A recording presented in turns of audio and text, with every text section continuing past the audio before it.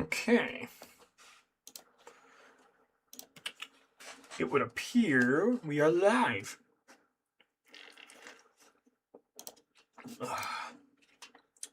So, before we get started, I just want to give it a second, let people come in.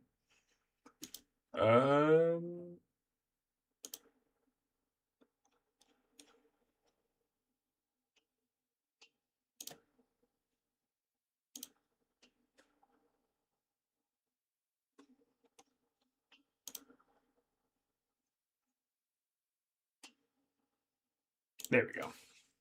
Okay.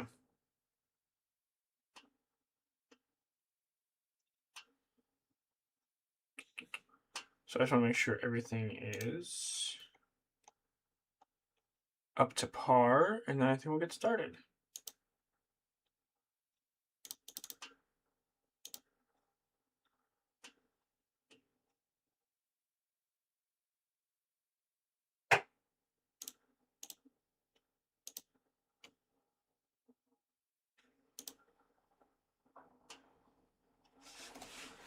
Okay. So I'm not going to wait too long to get this going.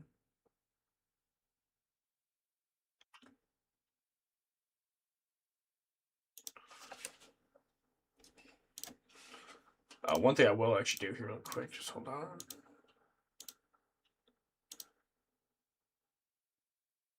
Oh. Watch, I guarantee you, I'm going to do one MMA fight, and it's going to result in, like, me getting clinch spammed constantly.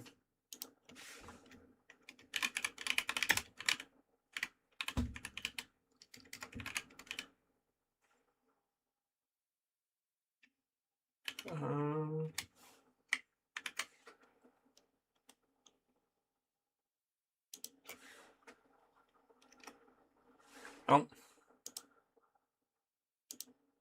Here, let me remove that, actually. So I'm going to put the second channel link here as well.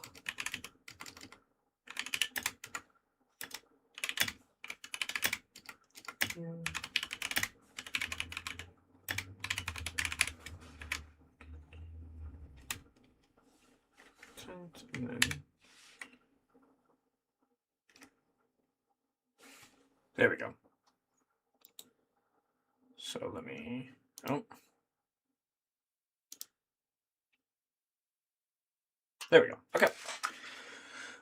Have you checked out the MMA Chi video, the Super Fights one? I am going to be watching stuff on live stream. But I won't be like... I honestly... I didn't even think to check out his channel.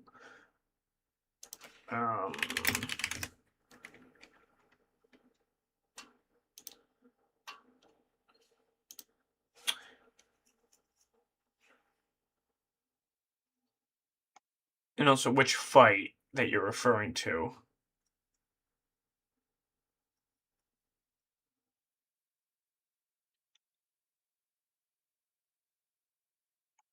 Man.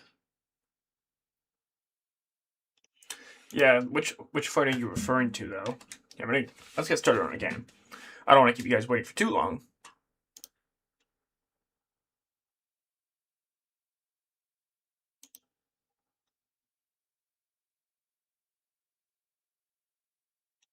Oh, come on.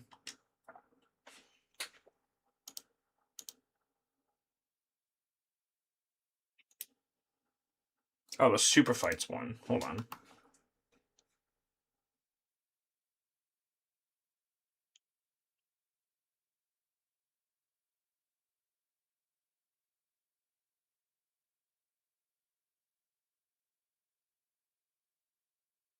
I'm not seeing anything. Oh, great. We're starting off with the women's fight. Give it to Talia Silva.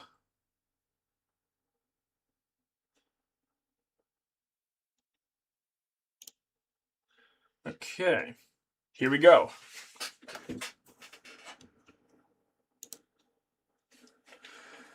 Using Alexa Grasso. 5-round fight 2. So take your time.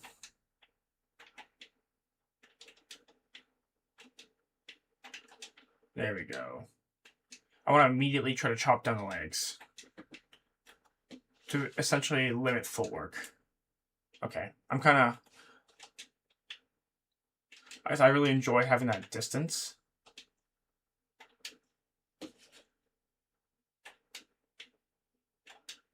Oh.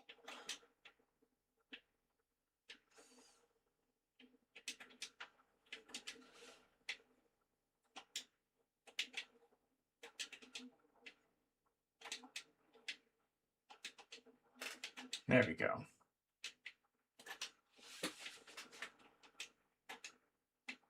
Okay, so they're kind of expecting the shots to the body now. Boom, boom. You gotta go up top now a little bit, you know what I mean? Mix it up. Boom!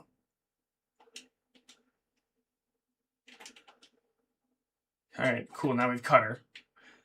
And then, now, see, that's where the leg kicks are going to start to become a lot more effective now. Set it up with the headshots. Boom, boom. I tried to go up top there, but I think it's because I was too close. Oh my gosh, bro. Can you guys chill? Can you chill?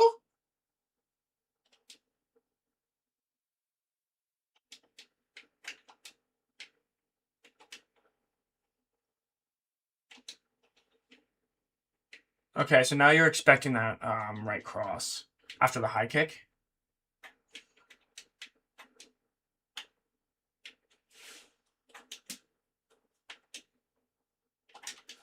Boom. Oh, okay, you saw that kick coming. I just don't want to be in boxing range against Alexa Grasso. Boom.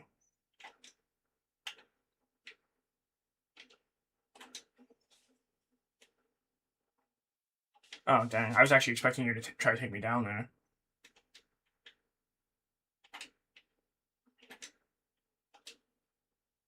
Nope. Defended that.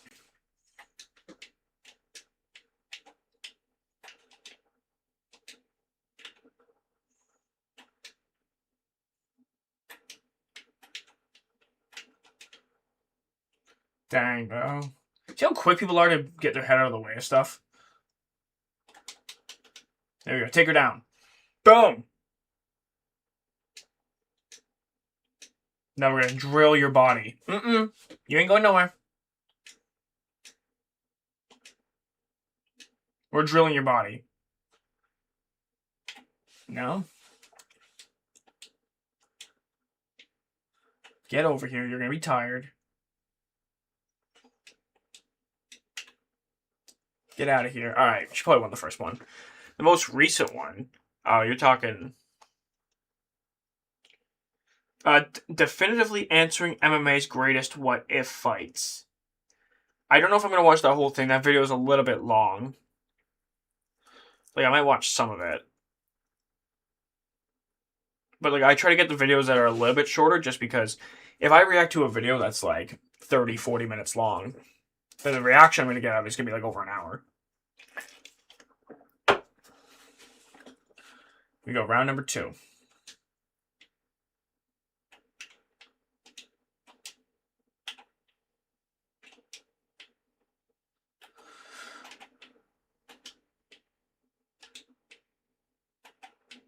Alright, you don't want to back up in a straight line because I don't want to put myself in a position where my back is up against the cage.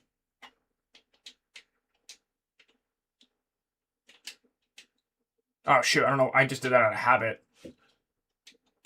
Buddy, buddy, buddy.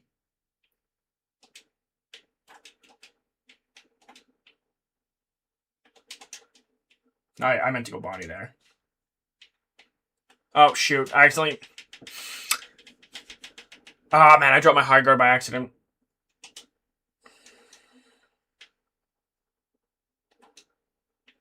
There we go. Front kick to the face. Okay, I'm going to have to start letting my hands go a little bit. There we go.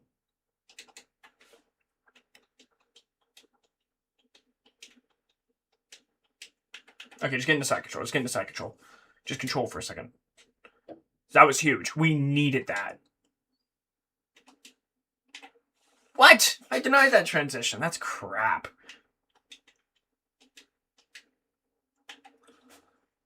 Okay. Now we're going to spend a little bit of time on top here.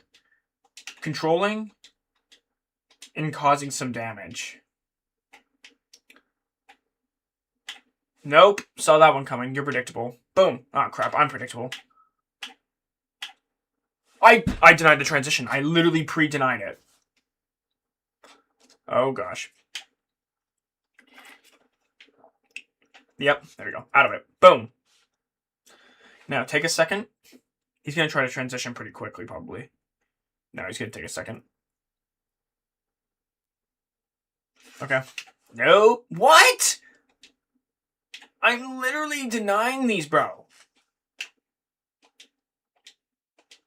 Like, I know. I didn't deny that one. I know that grapple advantage is a thing, but, like... I'm literally denying it before he even moves. Or as he's going to move, I guess. Oh, crap. Took my back. And now, and I'm also drained of stamina. And we're actually going for the armbar. Why are we doing submission cheese, bro?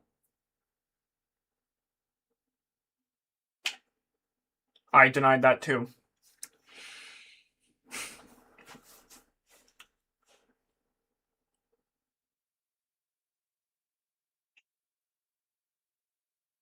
Watch, I'm gonna go. Oh, wow. Surprised you didn't deny it.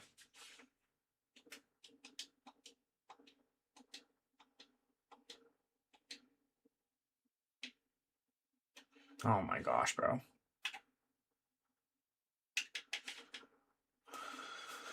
Okay, end of 2.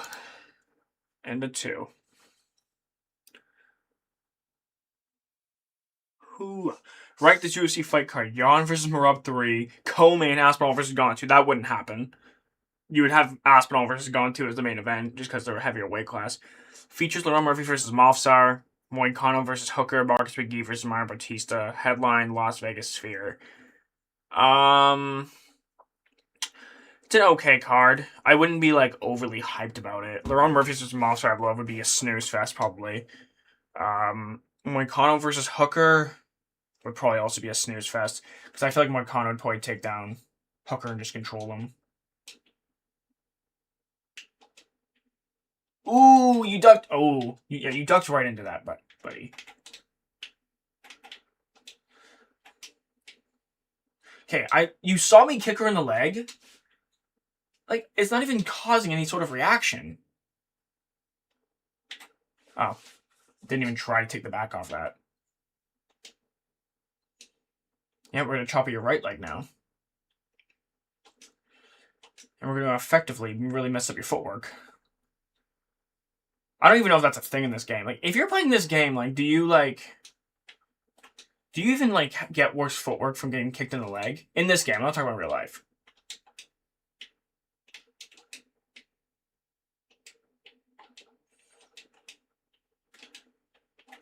Boom, boom, boom.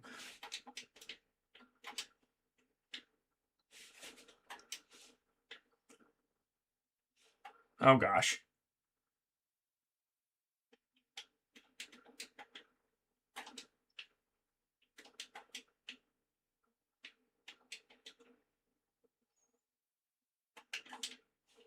Ooh. You know, next time I do the lean back, watch. I'm gonna get a body rock here. You ready?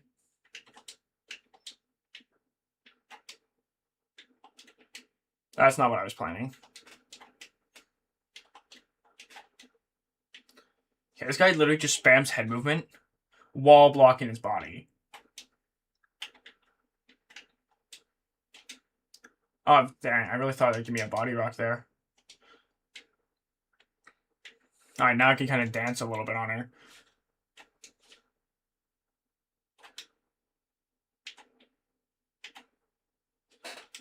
Boom!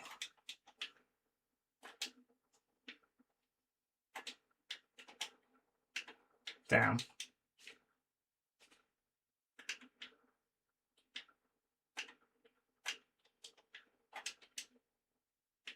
How did that knee not connect?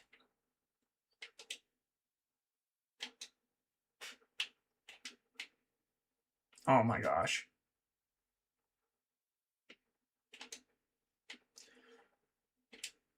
Boom. What? Okay, just take a second. We're only in round 3, so I can take a second here to breathe.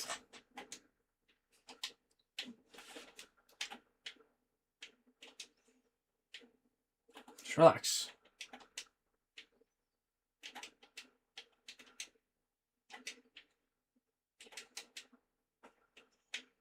Stack the guard, yep. Yes! Let's go! Let's go!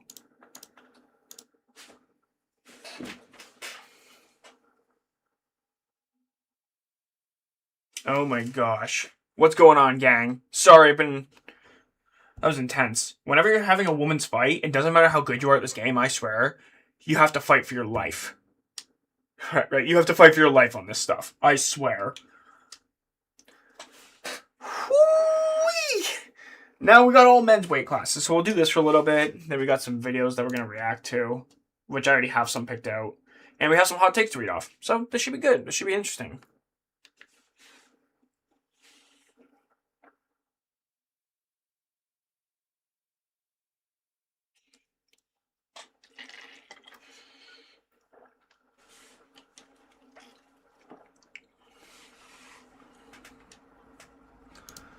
Whew. Man. So what else is going on here for you guys?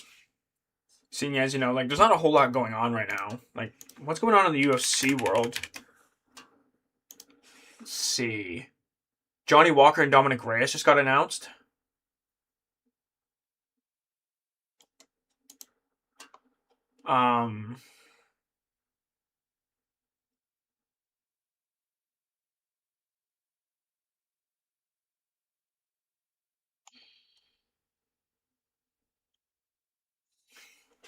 Who we got? Facing Jose Aldo.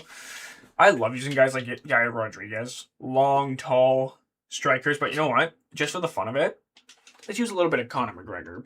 I'm not very good with Conor, so this is not going to go very well. I'm going to warn you now. Henry Cejudo's going to compete in RAF.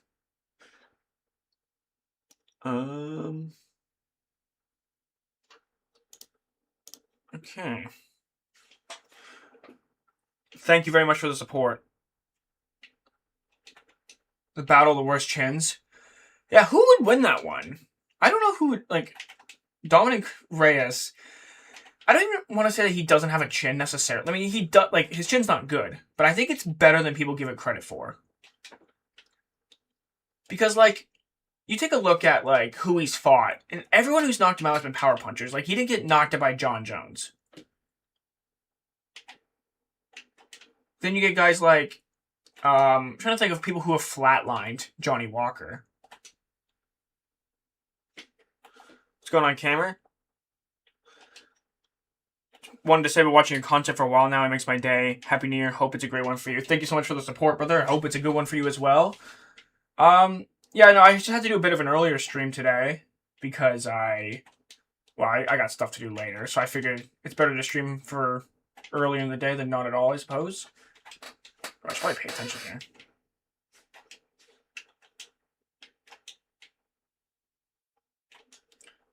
Ooh. Fight me! Ooh.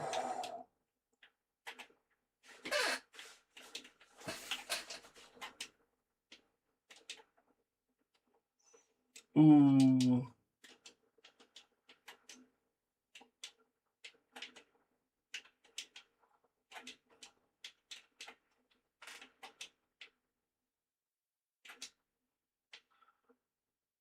Dang, bruv. Embarrassing. Oh, you were really protecting your body. Nice. Take a leg kick.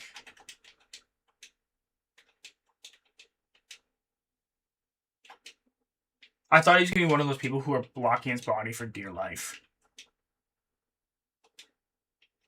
Step in with an elbow. Step in with another elbow. Boom, boom.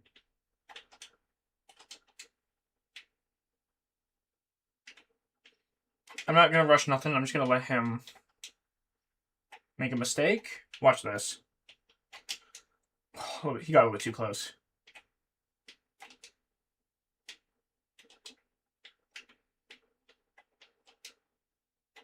What the? My guy just wasn't blocking. You saw that, right?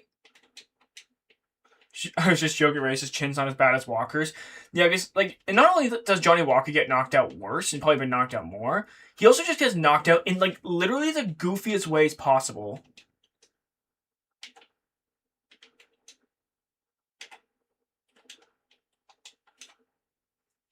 Yo, Zone, hope you're doing good. I got a question. If you had to pick one pound for pound face, or to pick one person to face prime pound for pound Khabib, who would it be? Like, who I think could beat him? If pound for pound, and I had to pick one fighter to try to beat him. I know that some people are going to say GSP, some people would say Islam. I want to go with like an underrated pick with that kind of question. If they were the same size, I would love to see Jose Aldo. Because Jose Aldo's takedown defense was legitimately out of this world. Like, who was taking him down on a consistent basis? Do you watch any other MMA YouTubers? Pretty much just the Weasel. That's about it. I don't really watch a lot of MMA YouTubers because, like, I like my ideas to be my own. You remember that video of Walker getting KO'd like 4 times in the same fight? It's actually, like, unreal. Like, you literally have... If you look at him funny, he gets knocked out. As Conor McGregor once said, a gust of wind and he does the chicken dance. I gotta take my time here a little bit more. I've used a little bit more stamina than I want. But it's because we're kind of going at it like Rock'em Sock'em Robots. Boom, boom! Boom, boom! Boom, boom! See a little Conor McGregor taunt. Ooh. Now he's getting angry. Watch this. I'm just gonna let him attack here for a minute. Let him try to drain himself a little bit. Ooh. Oh! Ooh. Ooh.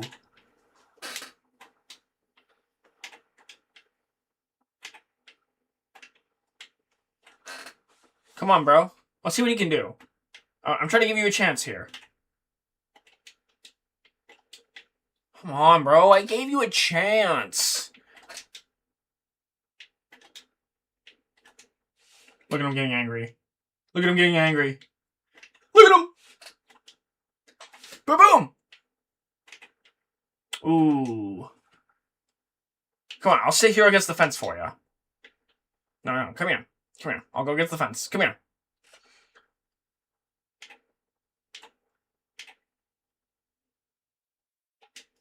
Come on, man. Come on. I should use Anderson Silva and try something like this. Come on.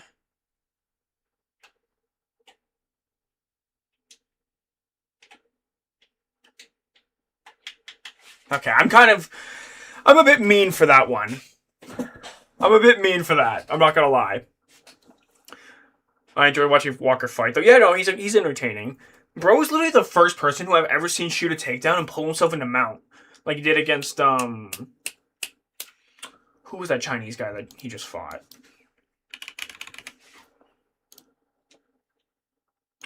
Wait. Crap. I'm blanking on the guy's name here. Hold on. Yeah, Zhongming Yang. That's it. There we go. That's it. Yo, I'm kind of new to UFC and a casual. I enjoy your content. I thank you so much. And hey, man, I am not going to make fun of you for that. But you better be careful saying you're a casual to people. They will literally never let you hear the end of it. And I wish I could say I was joking on that one. Are you on PlayStation or Xbox? I'm on Xbox. I mean, if I'm ever rich enough to where I can, like, have an Xbox, I have games on PC as well. And have a PlayStation. Have, like, a bigger desk.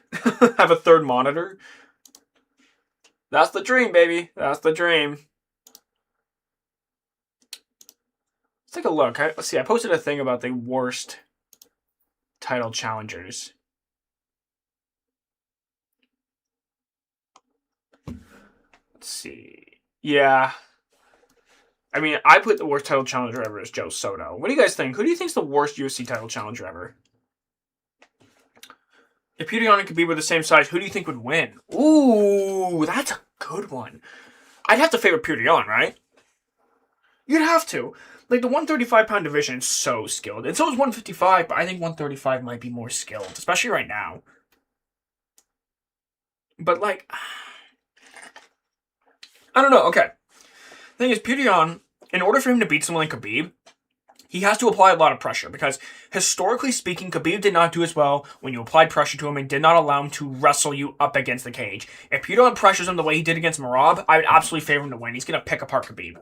But the thing is with Khabib, he doesn't get enough credit for this. His striking defense was severely underrated. It just was. Give me Edson Barboza. I want to throw some kicks. Let's have some fun with this. But yeah, Khabib's striking defense did not get enough credit. And sure, you could argue that that's because Khabib had that threat of the takedown. So they're just going to be throwing big overhands or whatever. It's a fair enough argument. But I still think that Khabib's striking defense deserves the credit. But Khabib will chain wrestle like Merab does. But Khabib's a more skilled wrestler than Merab. But then again, he also only got taken down 2 times out of 29 takedown attempts. Which, I mean, Khabib will also shoot that many times.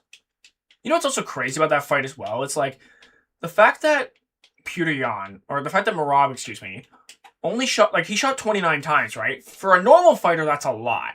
For Merab, that's low. Right? Like, how many did he shoot against Corey Sandhagen? 40? Something like that?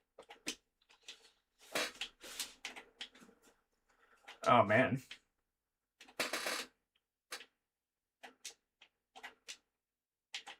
Oh, I ducked right into that one. Oh, I tried to shoot a takedown. Help!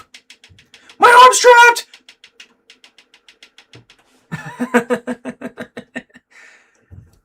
Who do you got? Merab versus Jan 3? Oh, I got Jan. But, like, I don't want to, like, underestimate him. I don't want to underestimate Merab. Why are we lagging?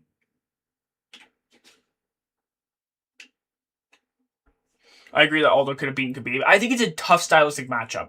However, the only issue with Jose Aldo's style is the fact that he will gas out after 2 to 3 rounds. And Khabib might try to push him at a pace. But I don't think Khabib finishes Aldo because, like, Aldo is such a good grappler. His grappling's so underrated. And you know what's crazy? Like, with Jose Aldo, he's actually one of the most, like, I love watching him fight, but he's also one of the most frustrating fighters to watch, like, ever. Why do I keep falling for that, bro?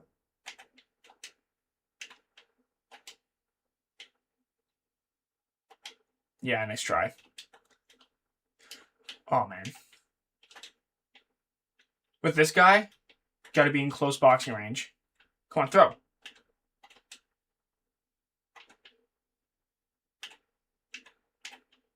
I'm just not even throwing.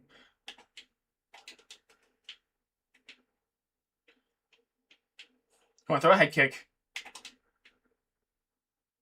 I don't know why. I didn't actually expect him to, like, right that second. That kind of actually caught me off guard.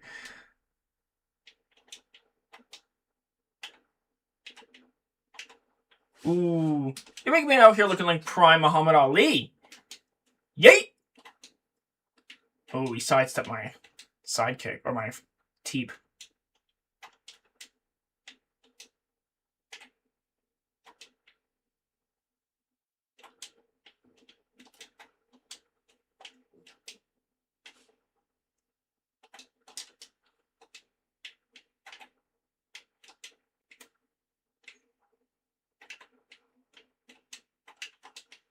Wait, what?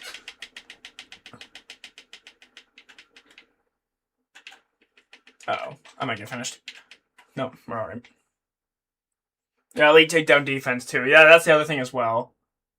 Man, I literally, when I feinted that left hook to the body, it was a feint, right? So I'd be able to get my guard up. And then somehow the body shot immediately rocked me. Like, that's fantastic. Yeah, he won the first round. The thing is, I gotta find a way to slow down the pace. So I don't get gassed. If Prime Islam and Prime Khabib fought, who you got? Oh, I got Khabib. I've said this for a long time. I think that Khabib's pure aggression alone would cause Islam problems. Because Islam really doesn't like it when the fight gets chaotic. He really doesn't. I mean, look at the Volkanovski fight. Even the Dustin Poirier fight where he struggled in. Which, like, I'm not one to generally do MMA math, but, like, yes, Islam was winning against Dustin, but it was a lot more competitive. Against an older version of Dustin Poirier. Like, that was not an in-prime Dustin Poirier. His takedown defense had improved against Islam. But, like, his striking was not that great in that fight.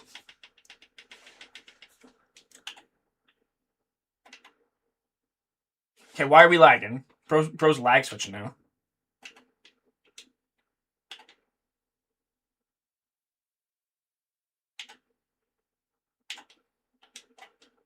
So you guys literally saw me duck that head kick there.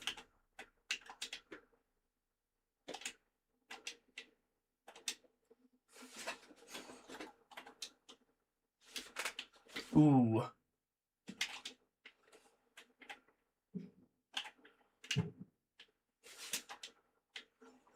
The problem is with Edson, he doesn't have the firepower to keep anyone off him.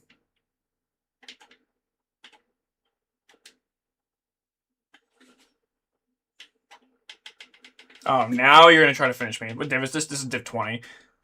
Yeah, I went with Edson Barboza. I'm now starting to regret it. Just because he doesn't have the punching capability.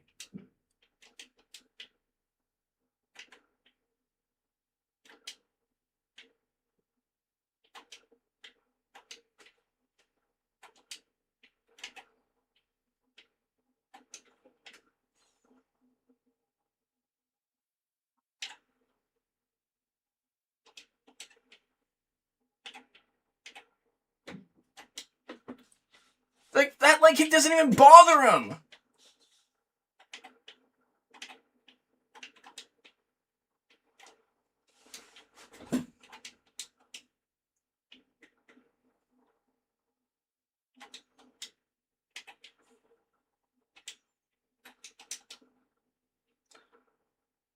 Okay.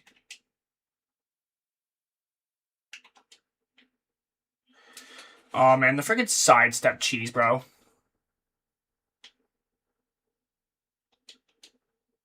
Woo! That was brutal. I'm out there. I cannot use that support Bolton, bro. Oh, I knew that wasn't going to go well. This is out of context, but have you seen the uncensored vid of the Joshua car crash? No, I actually haven't seen it. No, I don't really watch stuff like that. 7 people watching. My guy really fell off. That's about average viewers for me. Anywhere between 7 to 10 viewers. You're the best MMA creator gang for real. I appreciate it.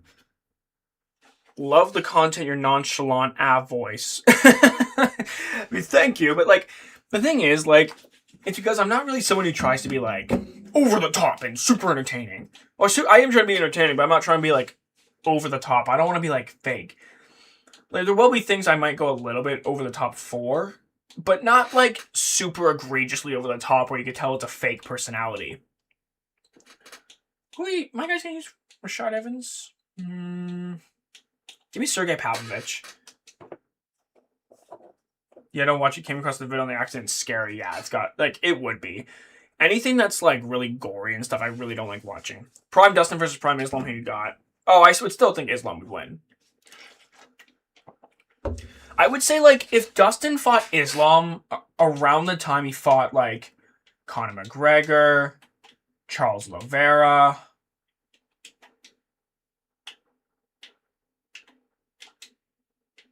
or even, like, before that, like, right after the Khabib fight, even.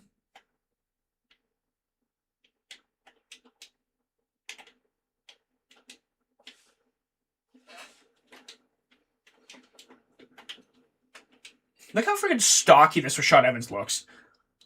Are we sure that we're not called Iron Rashad Tyson or something?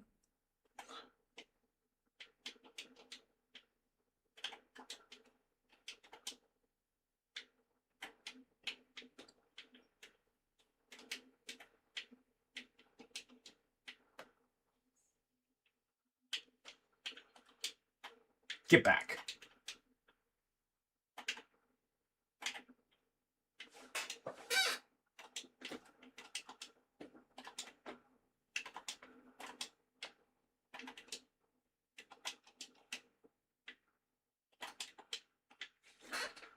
Look at him getting gassed out already. Like, how is Rashawn so big? Looks like Mike Tyson from Walmart. True. What are your thoughts on casual MMA? I don't know him. To keep it on, like, I don't really like watch a lot of MMA content creators. Oh, that was a nice head kick. You don't try to rage bait as often, and that's better. I don't try to rage bait at all. I never like say stuff just to garner a reaction out of people. Like, whatever I tell you is what I believe, right? And I think that's the difference between me and a lot of... I don't want to name any names. I feel like people... Like, I don't know if MMA Guru, for instance, tries to rage bait a lot, or if that's genuinely what he believes. If it's just an over-exaggerated version of himself.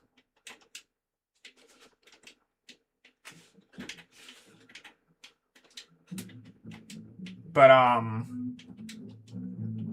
my goodness. Gory stuff makes me sick. Yeah, same.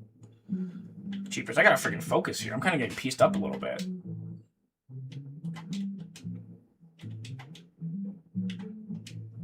Okay. Boom! Oh gosh, I got dropped. I got greedy with the body shots. I get too focused on trying to gas up my opponents too much. Nice. I up-kicked! Okay, grab him. Just grab him. Just grab him. Most of MMA content creators do rage bait. Yeah, and that's because... It's because a lot of times just, like, having the facts isn't really enough to make you, like, interesting. Or entertaining, right? Like, people don't want to watch someone just regurgitate boring facts. Right? It's just how it is. Like, you have to have an interesting personality, is the way I think about it.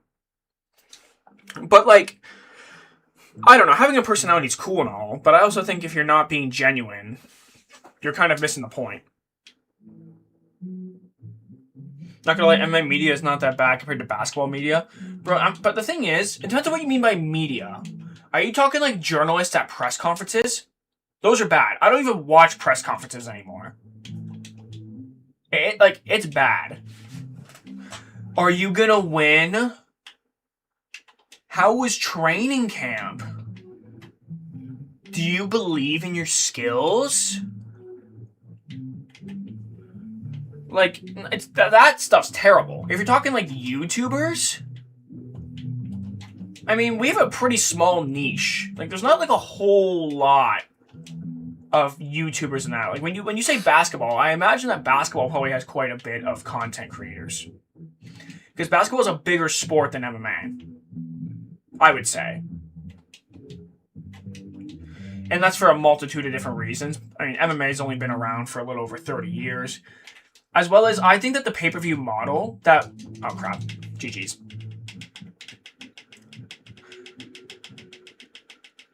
I think that the pay-per-view model that's been going on within MMA for such a long time now has kind of killed a lot of the potential audiences.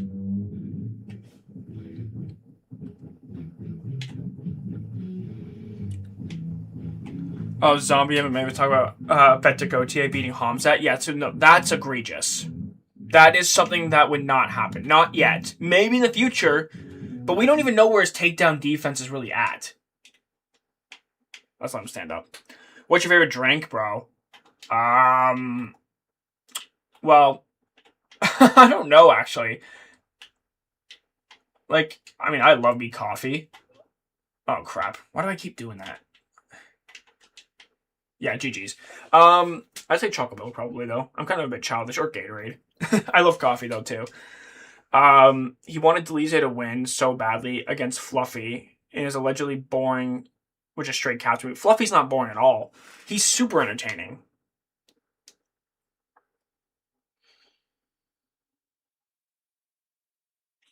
Can you talk about your whole plan going to this fight? Like, bruh, no. Yeah, I know. It's so bad.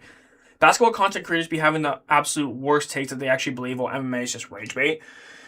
The thing is with MMA that I like, MMA, in my opinion, is a lot more subjective than sports like basketball, right, or football.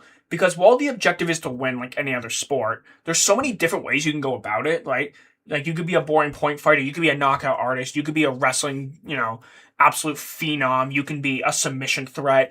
There's so many different ways to win, Whereas in basketball, you have to get the ball in the hoop. In football, you have to score more touchdowns or get more field goals or more points. Hockey, you got to put more pucks in the back of the net. But, like, there's so many different ways to win a fight that it makes it a lot more intriguing. So people's interpretations are generally going to be a lot differently. And it's a lot more open to interpretation. At least that's how I see it. And I look at stuff kind of a cool way like that, too, I suppose. I'm using Tom Aspinall just because you use Jones. What do you think about Bedtime MMA? I don't watch them. I don't watch any of them. Like, I'm sorry. Like, I'm not trying to disrespect them, but I just don't watch them. Who's your favorite fighter on the roster right now? Or top 5 favorites? No, no skills, just pure biased. Okay. Can we count Conor McGregor?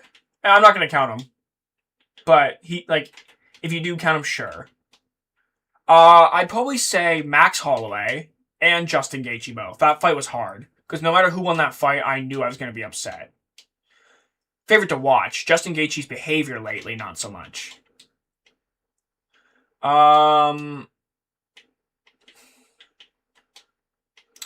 I don't know, actually. I love watching Petr Yan fight. Corey Sandhagen, too. I like watching Yuri Prohaska fight. I don't know if it's a hot take or not. I much prefer him over Alex. But it's not that I don't prefer... It's not that I don't like watching Alex Pereira fight. It's that I don't like watching the way that other people fight him. Like, everyone is always so much like, I'm going to outstrike him on the feet. I'm not going to wrestle him at all because I'm better than him there. And then they just get knocked out. Like, I swear, Alex Pereira just mains fighting people with bad fight IQ. Or poor fight IQ.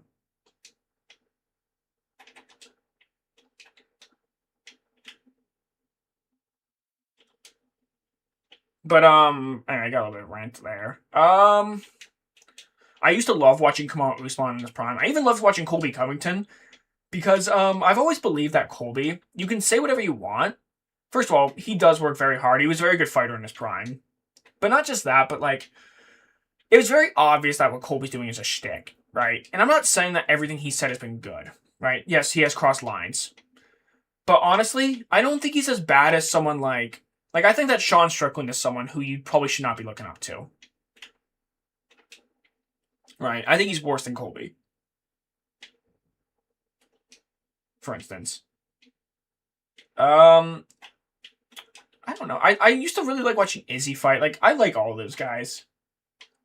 Like, when I say favorite fighters, it kind of depends on, like... Man, I don't even know how to put it.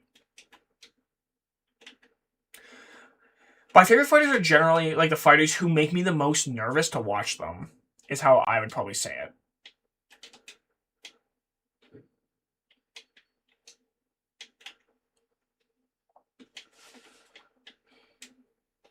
Yuri, Yan, Ilya, Shara, Imavov. I don't like... I mean, Imavov's fine, but he's an eye poke merchant. I'm sorry, but he is. Real ones know about Prime Colby, yeah. Yeah, Prime Colby was so good. Like, when he beat RDA, like, people were like, oh, RDA was a very small welterweight. He was ranked number 1 in the division at the time, so I don't even want to hear it. I don't even want to hear it. Yeah, Ong should have won the second fight based on logic. First fight and the stylistic matchup at 1 minute, Alex showed he is the illogical. Yeah. The thing is, like, well, there's a rumor that Ankalaev had a broken rib. I don't know if that's true or not. But what I will say is that, like, Ankalaev should have shot a takedown before he got rocked. Because Alex was throwing hard. And when you're throwing hard, you're naturally going to overextend a little bit more. Even if he wasn't overextending necessarily, when you're putting that oomph into your shot like that, you're going to lean into it a little bit more. Ankalaev should have shot a takedown before he got rocked. His shot is definitely worse than he cries when it's dished to him. Yeah, like, at least Colby doesn't complain constantly that, like, people say mean things to him. I'm taking him down. Just because, like, I swear, people main dishing it but not taking it. At least Colby doesn't cry whenever people say stuff about him. I think Volk's going to win against Lopez, but I'm terrified for Volk because of his chin. So here's the thing. Oh, crap. He got me. I fell for the bait. Here's the thing. about that fight. That fight's dynamic is the exact same as the first fight to me. Volkanovski is the much more skilled fighter. We all acknowledge that. The only thing that our questions are going to be going to this fight is, has he really slowed down at all? Right? Has he, like, gotten slower with age and time? Has Father Time finally caught up to him? It's possible it has. But we don't know. Slam him. Boom! So, it's literally another case of Volk has to be perfect for 25 minutes. And I think that Diego Lopez is one of the bigger threats to Volk in the featherweight division. And he does have potential to win that fight. But that's nobody's issue with the fight. Everyone's issue with the fight is, why is Diego Lopez getting the title shot, right? I think I saw something that DJ said that, like, this isn't even a sport anymore. Which there is truth to it. To an extent, it's not even a sport anymore. It's literally just a circus show. It feels like WWE and boxing combined. Hamza would easily beat Poatan. I've been saying that for so long, and people always hit me with that, but, like, Alex is just too big. What? Brother, Hamzat will ragdoll fools at 205. He will. Play Shara with Protest. Protest is a good pick, too. I like watching Protest fight. Now, gang, did he not shoot the first takedown in the first round? So, and now he's going to quit. That's crazy. Yeah, Protest is a good pick, though. Diego Lopez just has to swing and pray, hits his jaw. The thing is with Diego Lopez in that first fight, go back and watch it, and you're going to notice, because Diego Lopez is naturally a counter-striker, but he's kind of a forward pressuring counter-striker.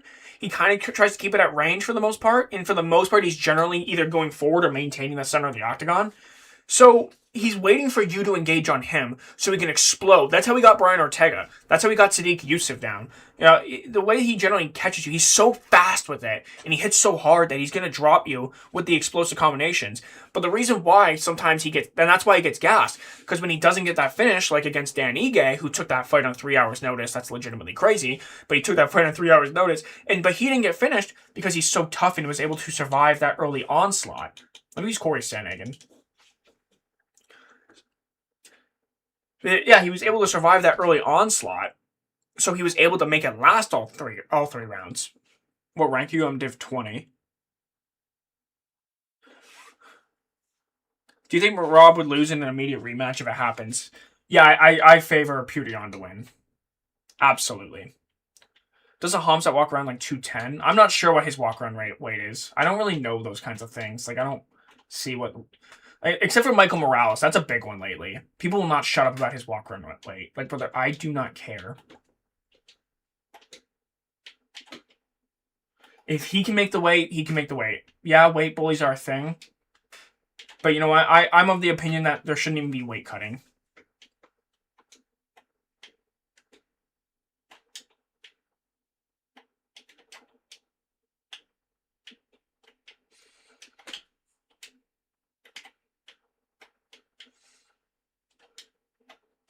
Boom. Oh, yeah. I remember last time we were playing this game on stream, I was literally just... How many fools did I knock out in a row with a flying knee?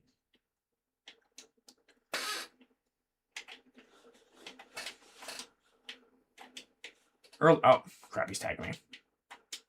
Early on, I'm just trying to attack the body. Attack the body. And attack the legs. Because I really want to immobilize them.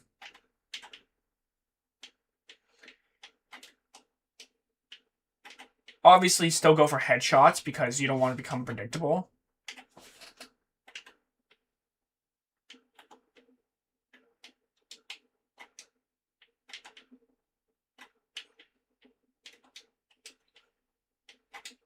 Yeah, nice try targeting my body. I'll target yours, though. Boom! Give me your body. Pause. That sounded really sus. What does Merab have to do to win the rematch? He's got to be more forward. He's got to be more pressuring. Also, he cannot allow Jan to elbow his hands like that. You remember, I don't know if you guys saw it, when Merab in the first round was getting Jan up against the fence, he kind of had his back up against the cage. Jan was like elbowing the hands of Merab, like the forearms, to really try to disengage that grip.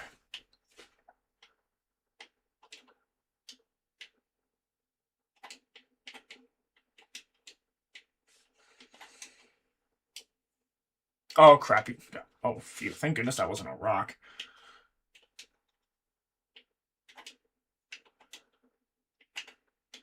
Okay, brother. I'm literally trying to move my head. The game's like, nah.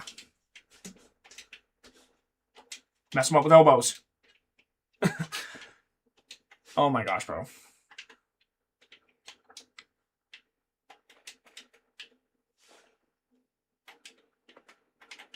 You know what the difference is between us right now is the power.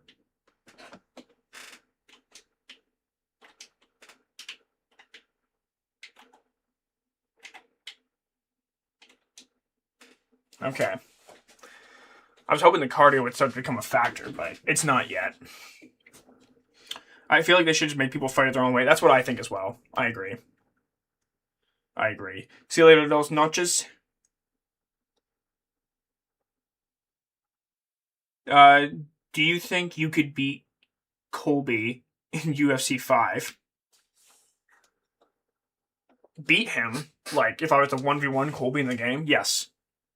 2026 has arrived for me. Hey, Happy New Year. You're, what, I'm about 9 hours away from that. But Happy New Year to you. I like Whitaker, but moving up to light heavyweight would be stupid. I agree.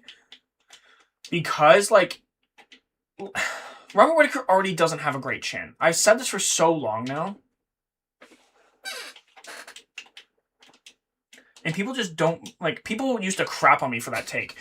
How does a leg kick miss? No, stop being a pussy.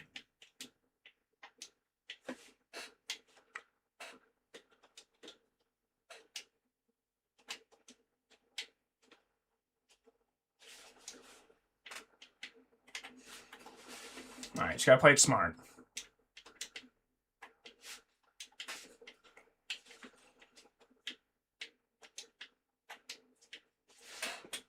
Just keep chopping at that leg.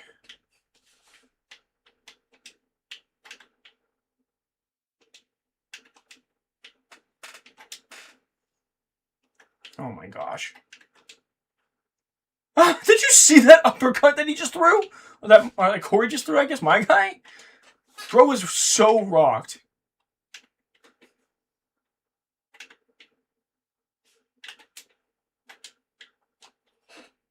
Oh my gosh, now he had that pre-blocked.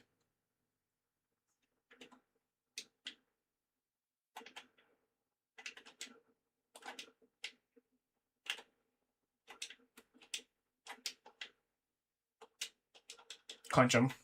Get over here. I just wanted to get a better position in the cage.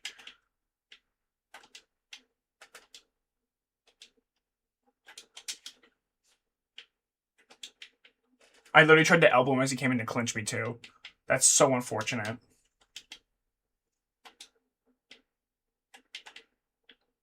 I blocked the body! Okay, we're taking him down. No, we're not taking him down, apparently.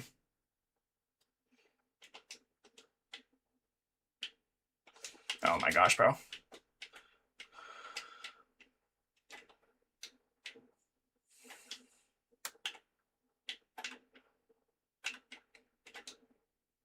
That was literally a head kick! I held LB!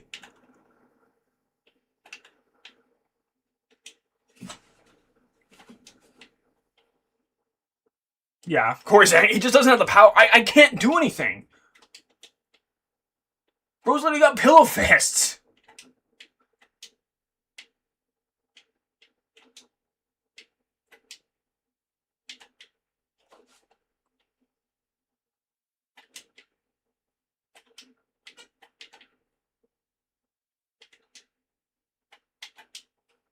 Yeah, not a lot I can do. I don't have the power. I feel like we're just gonna have class. Yeah, that's exactly how it went.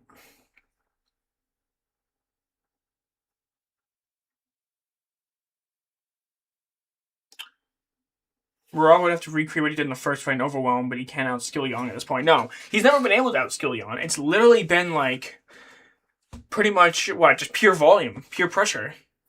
It's pretty much what he did in the first fight, except the only difference is Peter Yan's not going to allow that to happen. Not gonna lie, I wish Izzy was a light heavyweight, because Izzy versus Yuri would be crazy. Right now, I'd favor Yuri to win.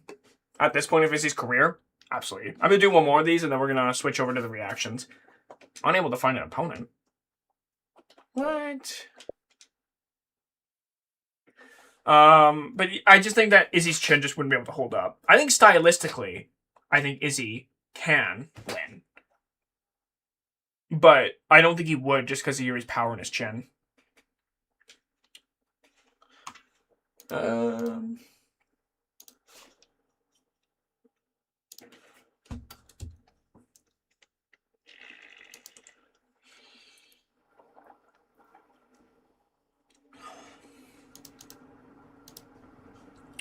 What's going on? What's going on, gang? If we can't find a game here, then we'll just switch to the reactions now, then, if we don't find one. I'll try to make it entertaining. Win or lose, I'm going to make this one a show.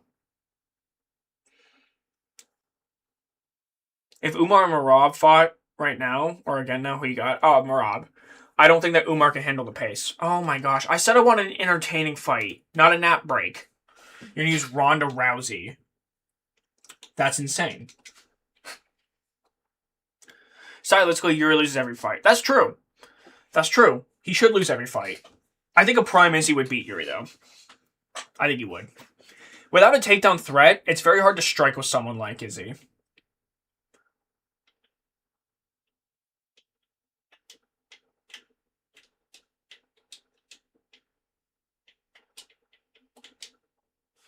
Sidekick. Come on.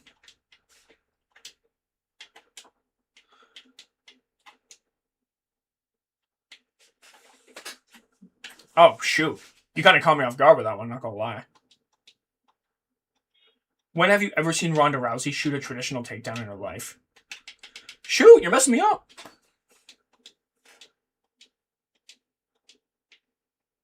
Ah, crap. That was like the world's slowest transition of all time. Oh, I thought I was going to get back up there. Yep. Boom.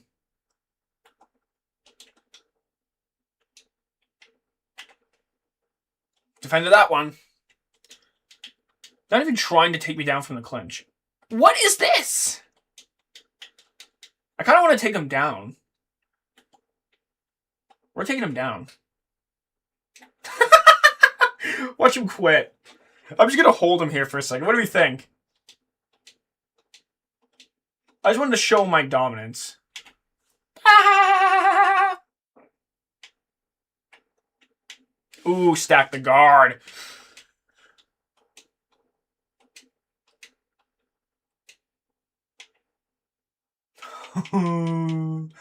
Embarrassing.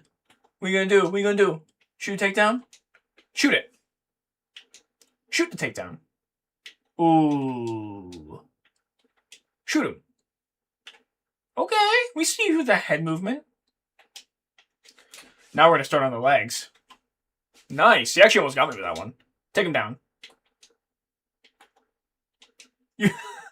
Yeah.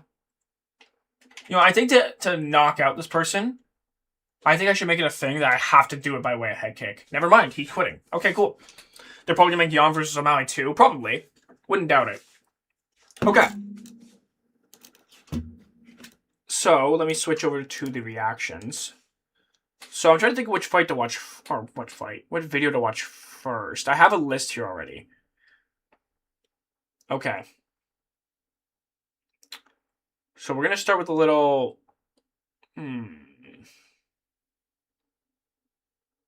Okay, we'll start off with, like, with a light one, okay? From our boy TJ. Our boy TJ loves fights. We'll start off with that one. Okay.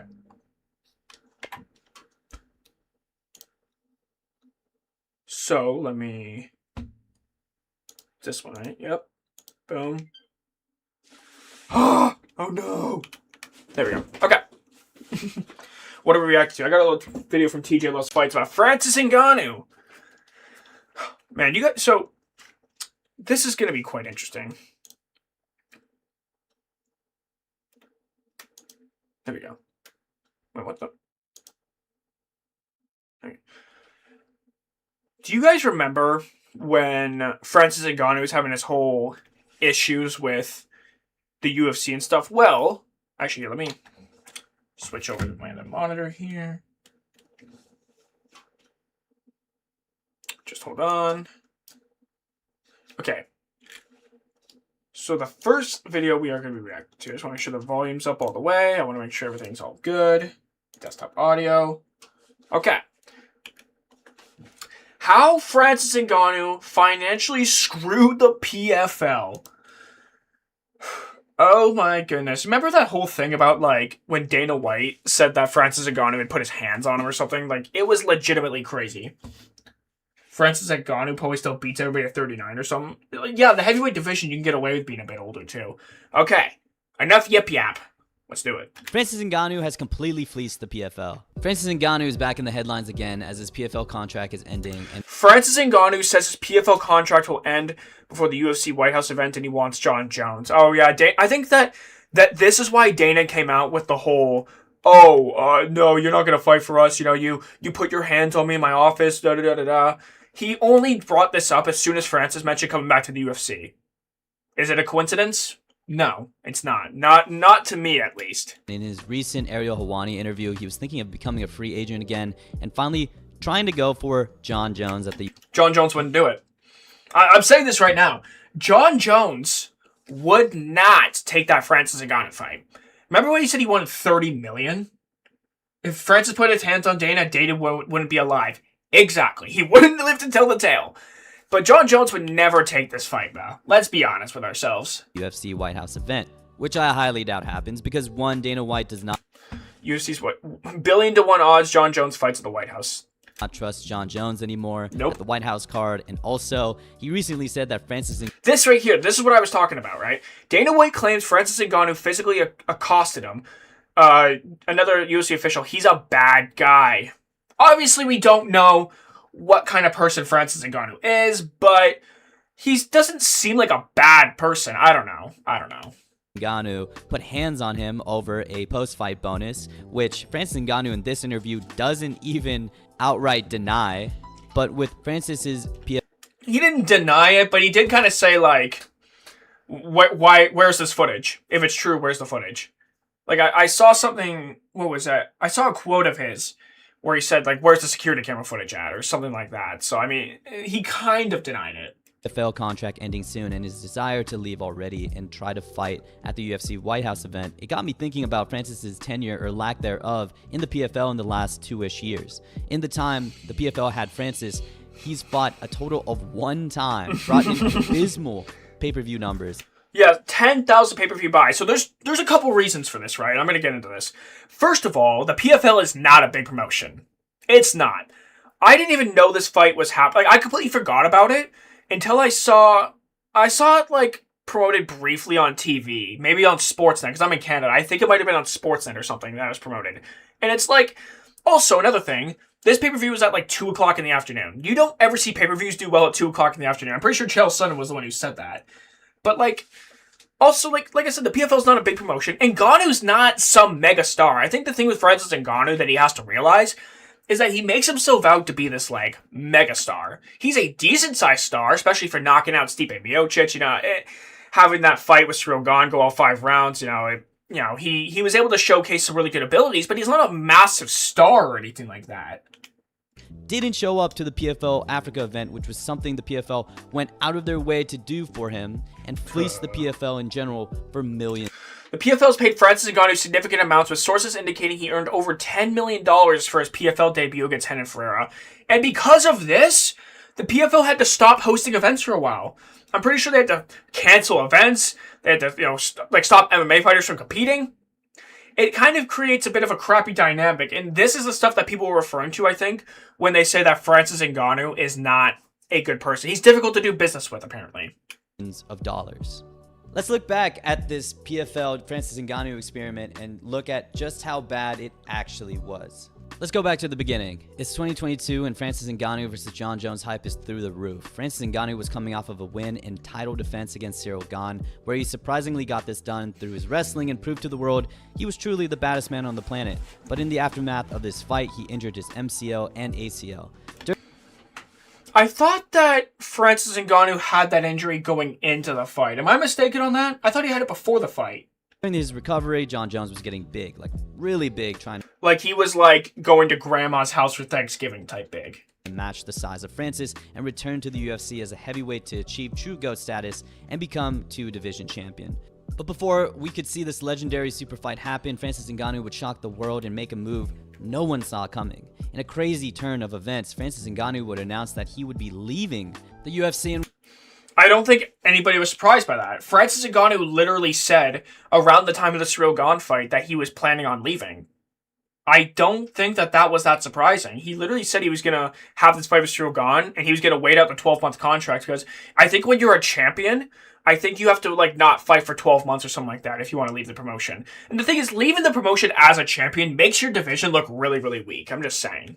Would be signing to the PFL. He cited a lot of gripes in his new UFC contract. For one, he felt like he wasn't free in his new UFC contract, as he couldn't do things like go into boxing. He also wanted to get health insurance for the bottom fighters and couldn't get that either. He wanted sponsorships for those guys too and got shot down, and felt like... I feel like Ngannou wasn't completely unreasonable when you talk about sponsorships and health insurance. Because I've said this before, if you are fighting in the UFC, your only job should be to train hard. If the UFC wants us to be watching the best product possible, they need to be paying the fighters enough to where they can live. You know, pay for their freaking apartment or something. Make sure they have good nutrition. Make sure that they have everything set up for them so they don't have to work a day job and interfere and add more stress and add more stuff to their lives, so that they can go into the octagon as healthy as possible and put on the best show possible for the fans. Instead of trying to work with him on his requests, he just got slapped in the face with more money. This led to signing with the PFL, who pretty much bended the knee to Francis Ngannou and got him everything plus more.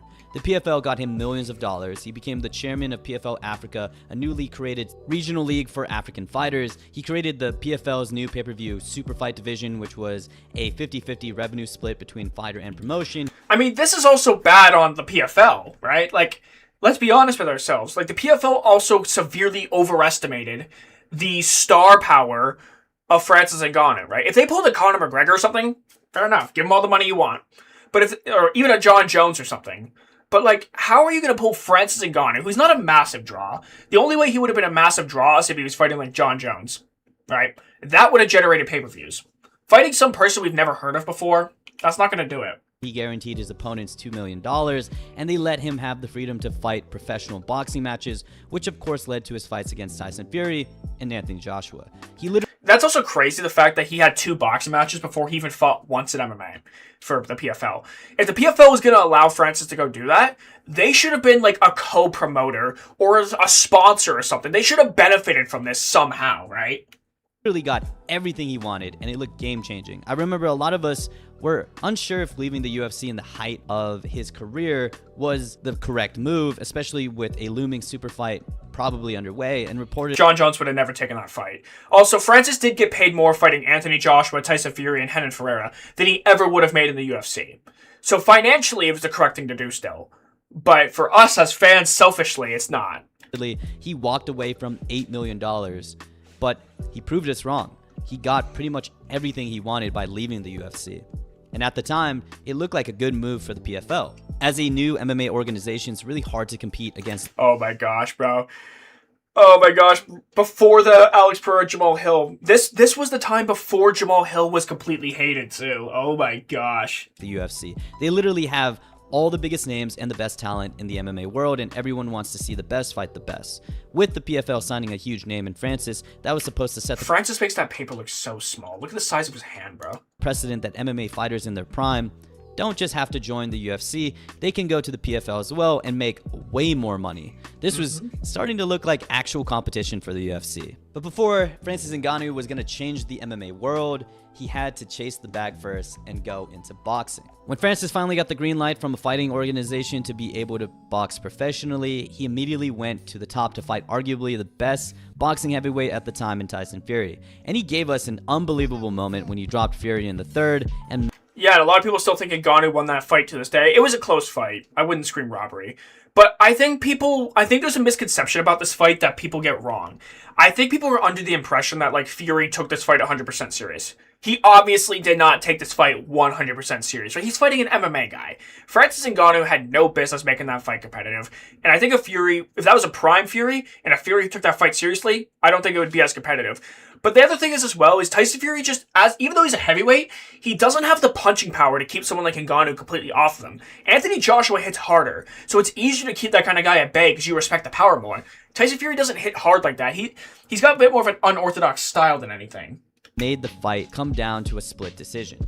He would again try his luck with boxing by facing another giant British heavyweight name in Anthony Joshua, but did not do as hot as he got knocked out bad in the second round. Oh, that was brutal. But the PFL kind of got what they wanted. Francis Ngannou, win or lose, created 2 giant moments in the combat sports world and look at that. That's the 1,000-yard stare. Like, what am I doing in here right now? presumably brought a lot of eyes to these boxing matches, and most importantly, back to his name. And with these 2 moments, it looked like Francis's name was going to blow up again, right? And I'm assuming the PFL made some money from the boxing matches because they helped promote Francis. Well, the pay-per-view numbers say otherwise. Reportedly, the Fury... Wait, okay. So the Fury and Ngannou did 11,500 cable buys and 56,000 streams on ESPN. So what, a total of about 67,000? I mean, it actually was about 67,000 if you do the math, but... Fury and Ngannou fight did abysmal numbers. Wait, what do we think the Anthony Joshua fight did? Take a guess. What did the Anthony Joshua fight do? I'm going to say it probably did around 40,000. Most sources claiming they only sold 67,000 pay-per-views. 67! Okay. No, I'm done. I'm done. Sure, this doesn't count the numbers it did overseas, specifically the UK, where Tyson Fury is a giant star, but I highly, highly doubt those numbers would have made up for the $10 million Francis was paid and the $50 million Tyson Fury Wow! Talk about disparity much. Cheapers! was paid for in this fight. And then the Anthony Joshua fight, even worse, with most reports saying the pay-per-views were only about 4,600 pay-per-views! Even the worst women's title fights in the UFC main events get better freaking pay-per-views than that. 600 on traditional television pay-per-views. Oh Granted, my of the gosh! 67,000 pay-per-view buys that came from the Francis Ngannou Tyson Fury fight, 11,500 were traditional television pay-per-view buys. I don't really know why I couldn't find total pay-per-views across all platforms like DAZN. But considering we can't find a number on DAZN It was probably numbers abysmal. or anywhere else you can get pay-per-views, probably means those numbers were really, really bad as well. Yep. Because usually when events do really good in terms of pay-per-view buys, Oh, they're gonna brag. promoters are really eager to tell everybody that it did millions and millions of pay-per-view buys, but since we can't find a number, it probably did bad. And you know the kicker? Francis was paid even more money. Twice 20 million. 20 million. How much did AJ make? 8 million. Oh, forget Wallin, okay. Well, how much did Joshua this is make? much, in fact. 50 A million. $20 $50 Oh my million gosh, bro. Francis is getting guaranteed fight shafted. by bringing in less than half of the pay-per-view buys than last time. So the PFL probably got chump change from any money generated from those 2 boxing events, if they got money at all. And if the pay-per-view buy numbers were any indicator of how many people were tuning into Francis Ngannou fights. Okay, but be honest though. How many people do you guys think were illegally streaming that? You know why pay-per-view numbers are so trash nowadays? It's because people don't want to spend money on it, bro. They don't want to spend $80 for one fight, for one good fight. They're just going to stream it illegally. Their pay-per-view buys for his MMA return were going to be bad too. Francis Ngannou would finally make his return at the end of 2024 and fight Renan Ferreira. And though Francis would finish Ferreira, this fight generated next to nothing in terms of pay-per-view buys. Yeah. On ESPN Plus, which was the main pay-per-view platform, it was reported that this fight only did about 10,000 pay-per-view buys. That's Again, brutal. despite the low pay-per-view buy numbers, Francis was paid a guaranteed $8 million. And because of Francis's contract, Ferreira took home a guaranteed $2 million. Francis, on paper, is one of the worst financial decisions you can make as a Cheapers. fighting promoter. Between these 3 fights, Francis Ngannou took home $38 million in guaranteed money while only Can I have some, Francis? Please? raking in less than 100,000 pay-per-view buys total. Again, these are only the numbers I could find online, and they don't account for total pay-per-view numbers. Okay. I think we've got the gist of it. That is crazy, though.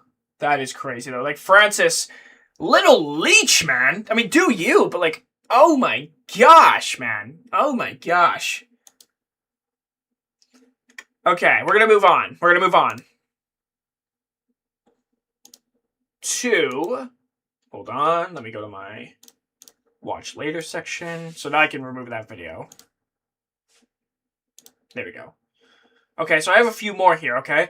Now, we're going to watch one from the Rage Bait Master himself, who's really going to get me going. So everyone take a deep breath with me here, okay? Hold on, let me raise my chair a little bit. Everyone take a deep breath with me here, because we're going to get rage baited by none other. Wait, hold on, let me. There we go. We're going to get rage baited. Once again, we did this last time. Or not last time, the time before. We're going to get rage baited. Hold on. Yes, Kenny Yoki himself. Yes, you got that one correct. Unranked UFC fighters who can beat current champions. Guys, I'm going to spoil this for you right now. I don't think that there's one fighter who can do that. But I could be wrong. I could be wrong. We're going to get rage baited, we're going to get angry, and we're going to cry a little bit, and we're going to laugh. So let's get it.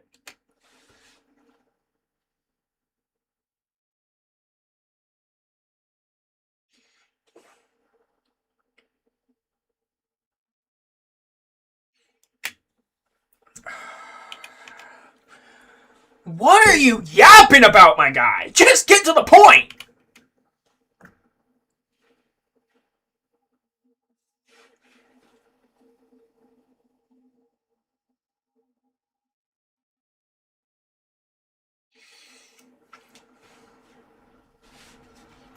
Oh, wait, crap. No sound. Sorry. Here, I'll start the video over. I'll start it over. Hold on. No. I actually took the desktop volume off. That's my bad. I'll start the video over. Relax. It's okay. You didn't miss much anyway.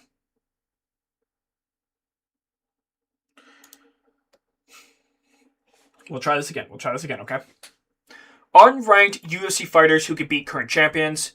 There aren't any. Let's get it. These fighters are the future. They like no other. And they ain't soft either. You can't just smother, smack to another. Better go and hide your mother. Or get hit with a domestic case like this dude brother. Yeah, baby, yeah. Like, see, hearing that stuff makes me cringe! Oh my gosh, for the whole domestic case stuff. That stuff is so ridiculous. That is so ridiculous. I'm sorry, Ilya. No, I know you might... Yeah, you better be careful saying that stuff about Ilya, too. You're gonna be catching a case in the streets. Be innocent. I apologize. I just need a rap to start this video, guys. But, as you guys can see, this dude brother, not Ilya, but Ilya's brother, Alexandre is on the screen right now. And I thought of an idea, guys. There's some unranked fighters that may just be better than the champs, you know. No, there aren't! There's not one! I'm already getting angry. Because there aren't any! They're unranked for a reason! Oh my gosh! The only division that you can say that reasonably, and I can at least get behind it, is the heavyweight division, possibly. It's okay. Obviously not. And some of these are long shots. I'm going to try to do every division. You're going to see there's like literally like some divisions that there's just literally no one who has even a chance who's unranked to be the champion. But some divisions, guys, they have a chance to win. So I'm not saying they're going to beat the champion. The title of this video is Unranked UFC Fighters Who Can Beat Current Champions. Clickbait merchant. I'm just saying most of these guys have a chance. And if I do think they're going to be the champion, I'm going to explain why I think so. Without further ado, enough stalling. Let's get into the video. Starting with the flyweight weight class, you know. And this might surprise some people. But I do think there's somebody who has a chance. Horiguchi.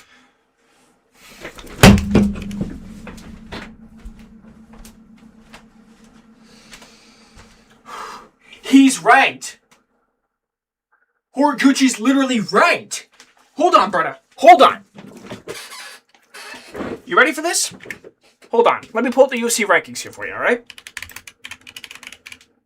Oh, actually, I typed that in all caps. Whatever. Let me show you a little something here, okay? Da-da-da-da-da. Okay, here we go. Who's this? Kyuchi Horiguchi? Ranked number 8. Okay. We're starting off a little bit hot, but that's alright. It's all right. You know, guys, his last fight I feel like showed that he's still a dog. Like people forget, man. One of Demetrius Johnson's all-time win. But again, That's the thing. Horiguchi's entire career, and the reason why people know him, is because he lost to Demetrius Johnson. And outside of his recent win over Tagir, you cannot name another thing that he's done, really. Not recently. Demetrius Johnson ain't even a top 10 all time. Yes, he is, bro. Because he's doing Nobody's ever said that. this to people like Horiguchi. Now, this goes to show how, like, I guess great Demetrius Johnson is. The fact that he could beat someone like this way back in their heyday. Not even their heyday, but Horiguchi's surprisingly young for being around the scene, I feel like, for a long time. But What, 34, I think? I think he has a well-rounded arsenal and will go dog for dog against Van if he was to fight him. That being said, I think he's less skilled, but he could veteran max. If I had to lean someone, Joshua Van's gonna beat him, in my opinion, because Joshua Van's a little bit too skilled for Horiguchi. But what people don't, people don't know what veteran max is. Like when I say veteran. How often do you hear that term, by the way? He's a veteran in the game. He's been around for a long time. That's literally just your way of saying he's taken a lot of damage, a lot of wear and tear, and you're using that as a marketing tool, as a way to say how this fighter could win is utilizing veteran experience. How often does that veteran experience tool actually work? 20% of the time? Because they've taken a lot more damage throughout the course of their career. That's just the reality. Max.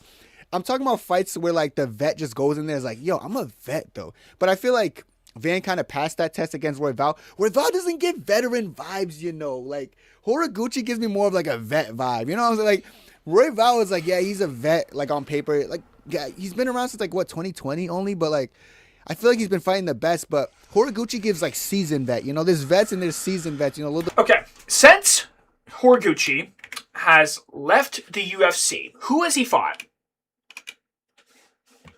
Let's take a look. Mixed martial arts record, okay? Let's take a look at this. So, let's go down to his loss against Demetrius Johnson, right? Okay. He beat Ali Bagatinov. He did beat Manel Cap and Ryzen. Okay, that's like a younger Manel Cap. He beat an old Ian McCall. Beat Ben Wynn, okay. Lost to Kaya Sakura, and then beat him in the rematch. Then he goes on to lose to Sergio Pettis and Patchy Mix. Fought in Bellator for a while and did the whole Ryzen thing. He beat Sergio Pettis. Need I say more here, gang? Need I say more? Oh my goodness, man. The veteran factor. He doesn't really have a notable resume. A little bit no facial hair, but you can see the gruffness. You can see the gruffness in, like, his face. I've been around the block, man. Yeah, I was fighting internationally, man. You fucking you know what I'm saying? So, like, he's been around the world and he's a vet. And I feel like he could vet max Joshua Van. Do I think he could beat him? No. But he is one of those unranked flyweights that I feel like we should keep an eye on. I don't believe he's ranked. Even after this He's literally had one fight since his return to the UFC, where he fought Tagir. Tagir's a ranked opponent, and he beat him. That means he's ranked! I can feel my blood pressure rising right recent now. fight, I still don't think he's ranked, so he should get ranked soon. Maybe he has to take a step up and come. When was this video made? Maybe I can give him the benefit of the doubt. When was this video made? 4 days ago! Competition, but I feel like it would kind of be dumb to overlook him and be like, oh, he has no chance against Van. Anyone has a chance, and he's one of those fighters. Moving on from flyweight, though, I just have to keep that simple. Bantamweight, this is what the video is based around, because I was like, guys, I legitimately think Alexandre Deport. Wait, I just realized it looks like I don't like Jan. Guys, I don't dislike Jan because Yeah, because you also called him the most overrated fighter. Like, what, one of the most overrated fighters of all time or something like that? Nah, man, that's brutal. Umar beats him, and now I'm saying Alexandre Taporia. Kenny, who's Taporia, dude? He's beating nobodies.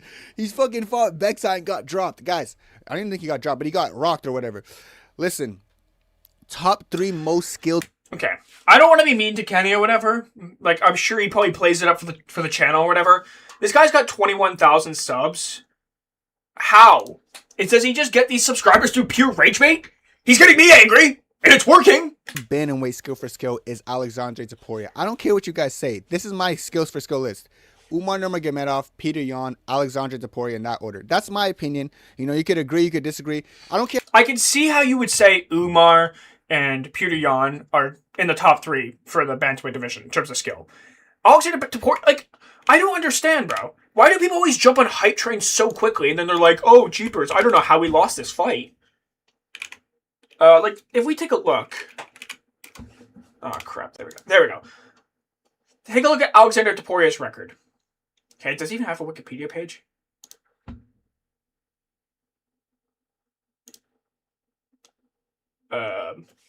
For some reason, this is in Spanish. I don't know. Whatever, we're just going to leave it because we can still see the names. Who has he fought? He's had 2 fights in the UFC. One against Colby Thicknees. Okay. And one against Bexad. And they both went to a decision. I feel like there's nothing against these 2 fighters specifically. But I think if you're going to a decision against these caliber of bantamweights, I think Petr Yan right now would decimate him. The thing is with Topuria, he may showcase some very high-level skills, but he hasn't been around for long enough to the point where it's really going to matter.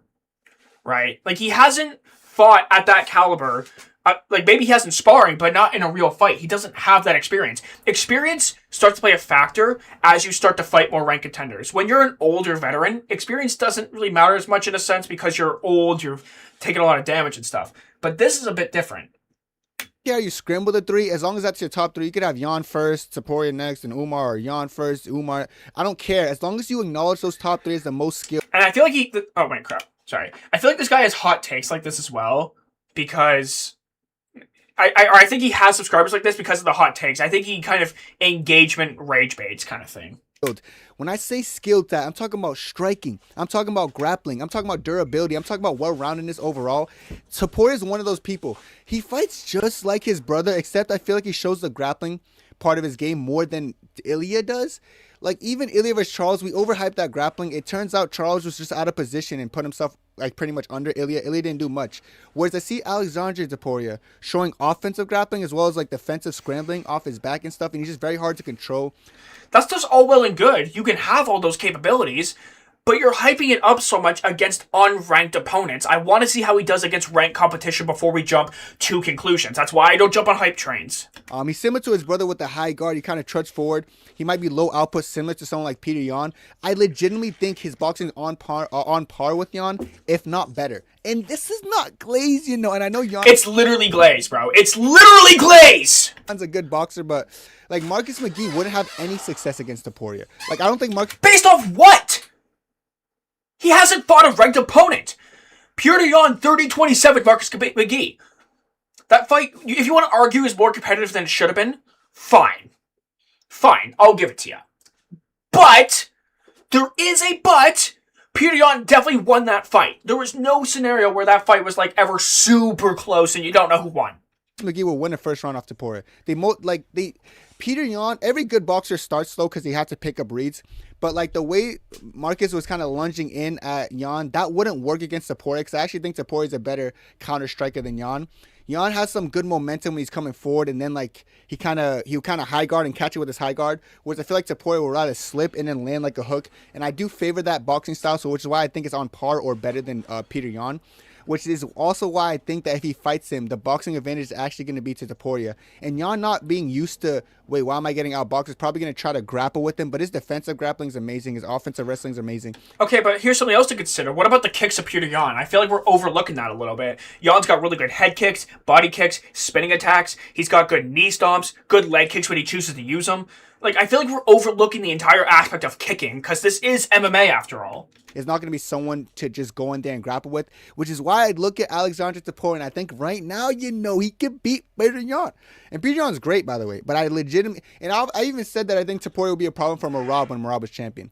Just so you guys know, this is not something new just because. Based on what? Because Yan's champ. I legitimately think Topuria is one of the best, and I think he might be a better version of his brother, dare I say.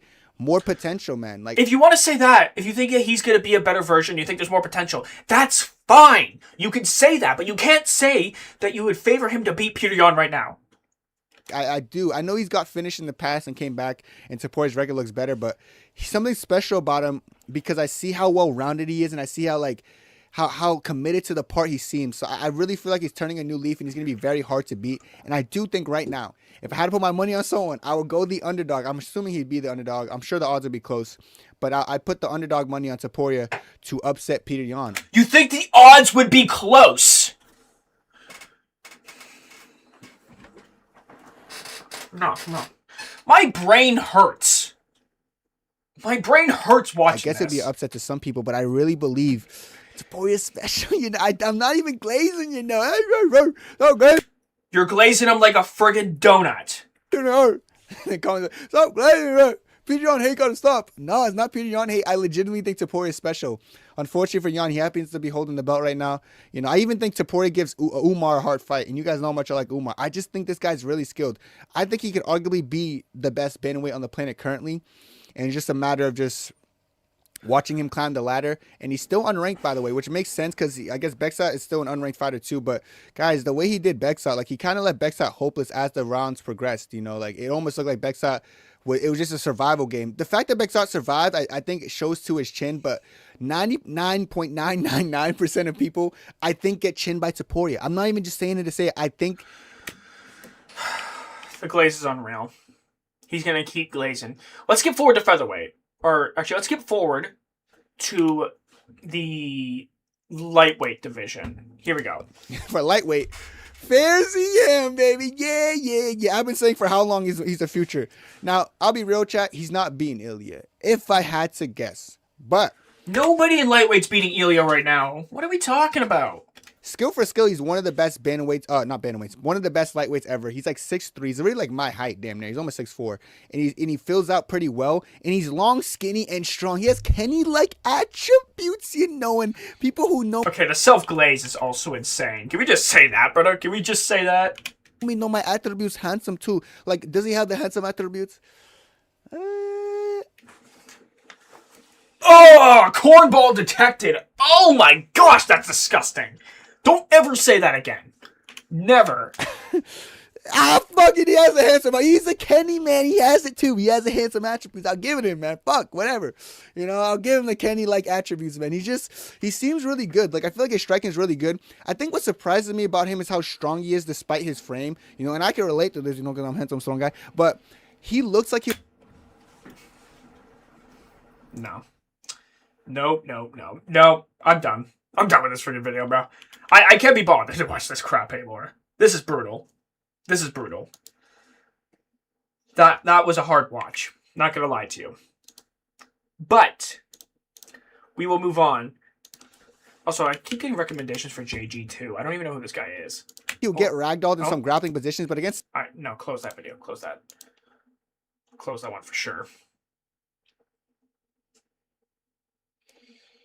I mean, the thing is with him, it's like, there is not really any good recent videos that I can really react to.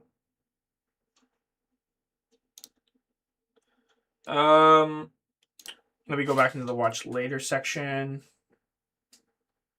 So I can remove this, bro. Like, that video was just a hard watch. No, I don't want to download it. What? No, remove that from my watch later. There we go. Okay. So, we're going to move on. Okay? Kenny's a master rage baiter. He is. So, would you guys rather watch every stage of being an MMA fan? Or the best strikers of all time in the UFC? You guys take your pick. And I'll pick whichever one you guys decide on. Because honestly, like, I'm fine either way. But we're going to get one more video in for today. What's up, Mr. Olympia?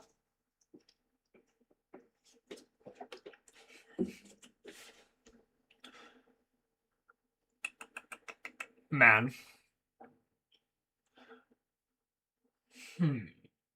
Yeah, I don't know. It doesn't really matter whichever one you guys want. Fine, if you can't decide. MMA fan video. Every stage of being an MMA fan. Okay. So here, let me turn this off real quick. Fellas, there's a wide... There we go.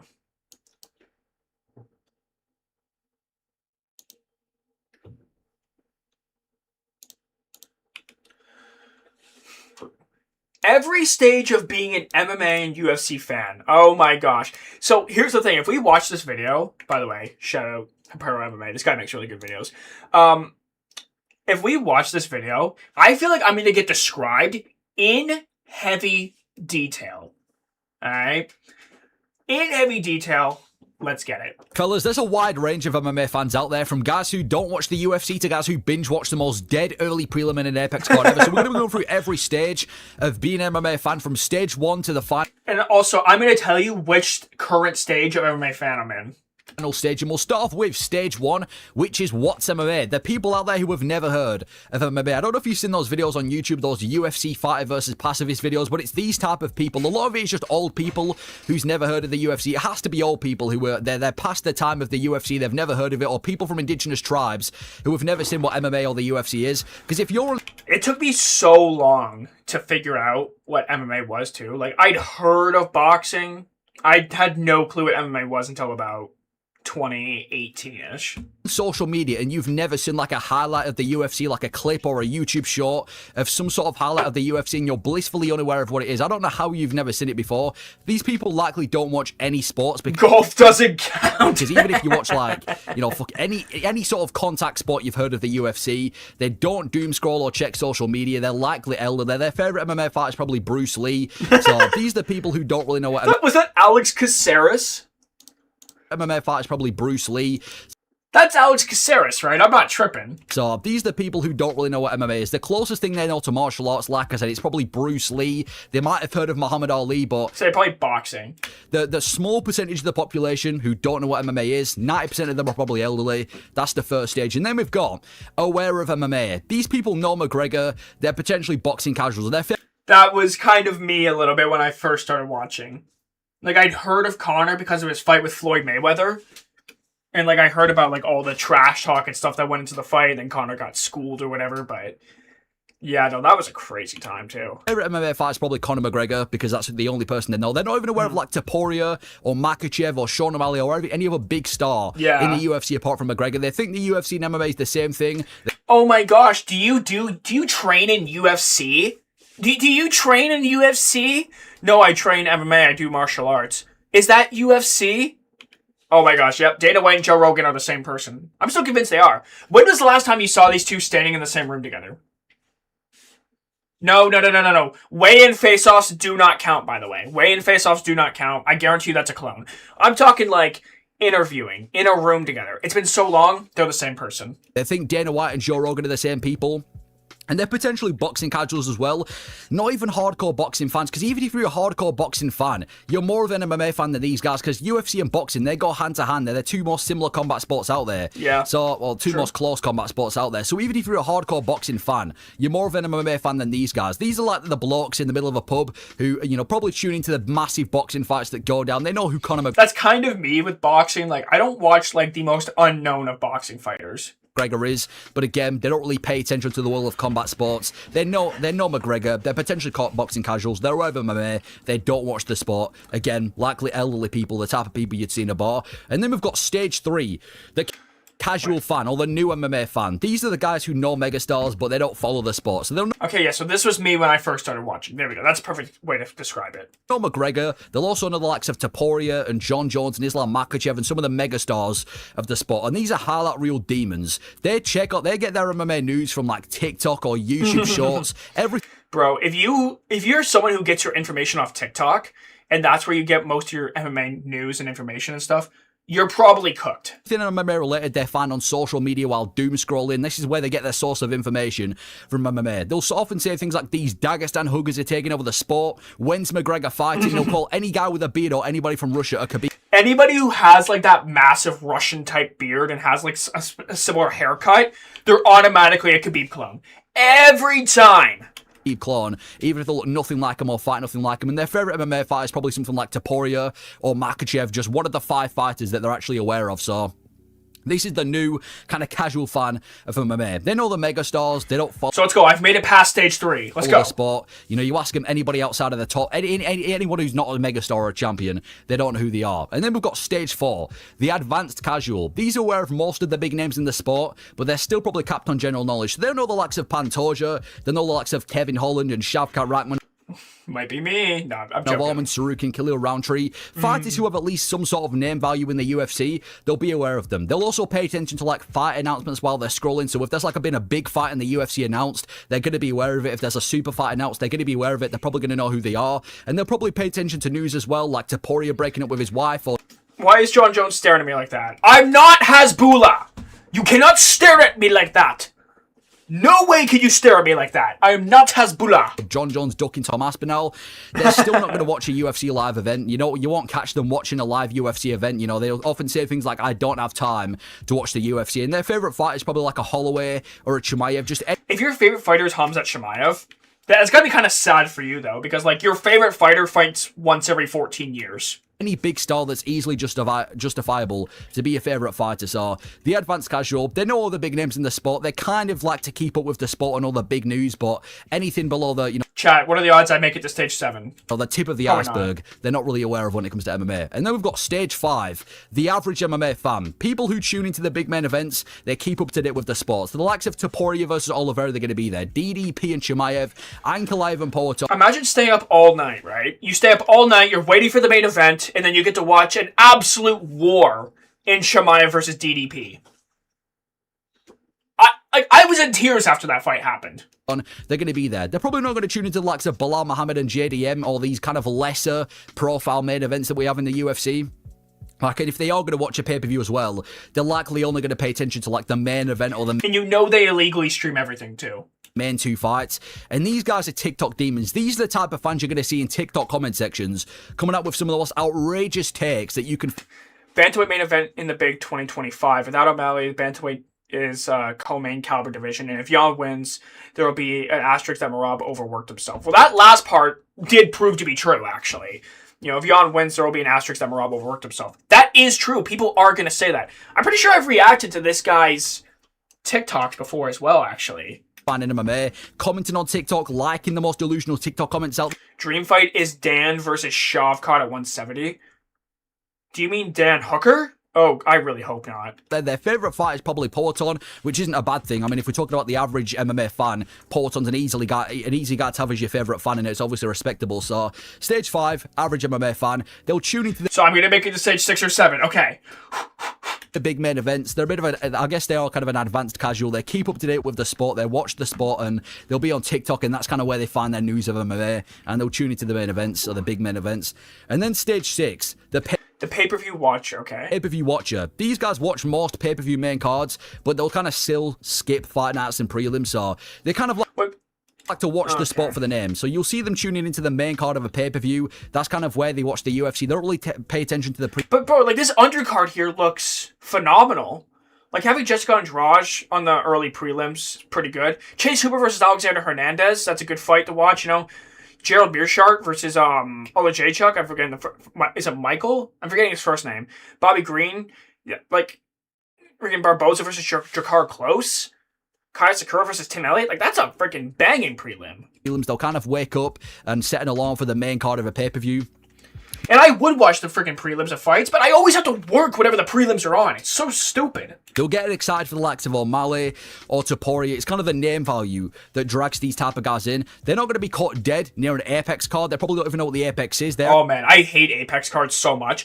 Like, do you know how brutal it is to watch a fight where like there's no crowd, there's no reaction. It's like that's part of the experience in my opinion. And the Apex, like the fights themselves are fine, but you can tell that the fighters on the Apex, they have zero name value, and the UFC just doesn't promote those cards at all, really. They ain't going anywhere near that sort of shit. And their favourite MMA fight is probably, again, someone who's on a pay-per-view main card frequently, like an Alex Pereira or an Alejandro Pantoja or a DDP, like an active fighter who you can see on a pay-per-view a lot, guys who they're used to watching. These are the type of fans that these guys will start to watch. Pay-per-view watcher, they'll tune into most pay-per-view main cards, skip the fight night. Wait, but I thought there was 7 stages, but like, we're only 5 minutes in. Skip the prelims. And then stage 7, the baby hardcore. These guys watch mostly every pay-per-view. They'll dabble in the prelims and the fight nights as well. And this is, I feel like, the turning point from turning from a casual fan to a hardcore fan. So nearly every single pay-per-view, these guys will tune into at least pay-per-view main cards. They'll tune into every pay-per-view they can. And they may even tune into the prelims as well if they've... See, I want, like, I'm gonna be somewhere between stage 7 and stage 8, and the only reason why I'm not a super hardcore fan is because I can't, bro. I'm always at work, bro. Just make this my full-time job. Chat, we gotta get me up to like 20k subs or something. Got the time if they're there. then I'll do this full time. The second that this channel hits 20k subs, I'll make this my full-time gig. Tune into the prelims. I feel like a perfect guy to kind of represent this type of fan is Theo Von, because every now and then you'll see Theo Von at a random pay-per-view at the first early prelim, and he'll just be chilling, watching the card in his free time. And I feel Theo Von is a G, bro. How can you not like Theo, man? like this guy perfectly represents this type of fan, and their favorite MMA fighter is probably something like Fluffy Hernandez. Not a mega star, not even a star, just a well-known name in the MMA world. That's kind of a cool fighter to have as your favorite fighter, like a Fluffy Hernandez will probably be their favorite fighter. So a baby hardcore, they watch mostly every pay-per-view, they'll dabble in the prelims, they'll dabble in the relevant fight nights. I think most MMA fighters are probably like a baby hardcore. Most MMA fighters that keep up to date with the sport, I'd say that's probably stage 7. Stage 8, hardcore-esque. Guys who watch most fight nights and pay-per-views, but they'll probably skip the occasional week card. So on an average... So maybe I will make it past stage 7. Like, don't worry. On the average run, they'll just watch every UFC card. If they've got nothing going on, they're going to tune into the UFC, whether it's a pay... Yeah, I literally go out of my way to make my schedule so that I can at least watch the main card of every single week. Pay-per-view or an Apex main card. They might skip the odd, event here and there. If it's like a really dead event, they'll skip it. They're not obligated to watch every single UFC event. They're not going to be tuning into the Contender Series. By the way, I don't fault anybody who doesn't watch the crappy Apex cards. I don't want to either. I do it just to keep up with everything that's going on, because you never know what potential you can miss. Like, you don't want to not watch a card and then be like, oh crap, I wish I tuned into this. But like, sometimes I do just think, man, I could just skip this card and it probably wouldn't change anything. But sometimes that's where you get the best prospects. So, I mean, I don't skip nothing. They're not going to be caring about the Ultimate Fighter as well. And I feel like these guys are actually the best type of MMA fan, because they know what they're talking about. They watch the sport. They know what they're talking about. They keep up to date with the sport. But they're not overly nerdy about it. They're not overly obsessed with the sport. They're not trying to overly prove that they're an MMA fan and be obsessed with... Oh my gosh, bro. I remember we had this conversation, like, when people try so hard to be a fake... like, hardcore fan. Like, they're always trying so hard to be like, look at me, I'm so smart, I'm so knowledgeable. Brother, you ain't nothing. Like, what are you even talking about? With the sport, I feel like these are the best type of fans you can have in MMA. And their favourite fighter probably ranges from Poeton to, like, Nate Landwehr, just some fucking cool prelim bar on the roster. Their favourite... That's not a bad pick either. That guy is, like, he may not be the best fighter in the world, but he's a dog. He has very entertaining fights. MMA fighter probably ranges, but they're not overly trying to be like some nerdy MMA fans. So the hardcore-esque watch most UFC cards. They do tune into most cards. Every now and then they'll take a card off because they ain't obligated to watch every event. And sometimes there is just a shit UFC event, and no matter of how hardcore a fan you are, you don't have to watch every event. And I feel like most MMA content creators kind of fall into this category. Most good content creators, most? Would one of them perhaps be me? No, I watch every card that, like, I possibly can. So, the only time I've ever skipped a card is if it's happened while I'm working. That's about it. But, like, I don't even, like, I still try to watch at least the bigger fights on those cards as well. Watch most event, they aren't going to tune into everything though. And then we've got stage 9, guys who watch every single card without fail. UFC completed it, mate. The mega pay-per-views, they're going to stay there from the first early prelim to the main event. Same for the weaker pay-per-views, same for the average fight night cards, same for the Apex cards. They're going to be there all the time, from 12 p.m. at night to 3 a.m. in the morning to 8 a.m. in the morning. No matter what time it is, they're going to adjust their sleep schedule. Yeah, see, this is going to be me one day. I'm going to, like, right now, I'm kind of in between that stage 8 and stage 9.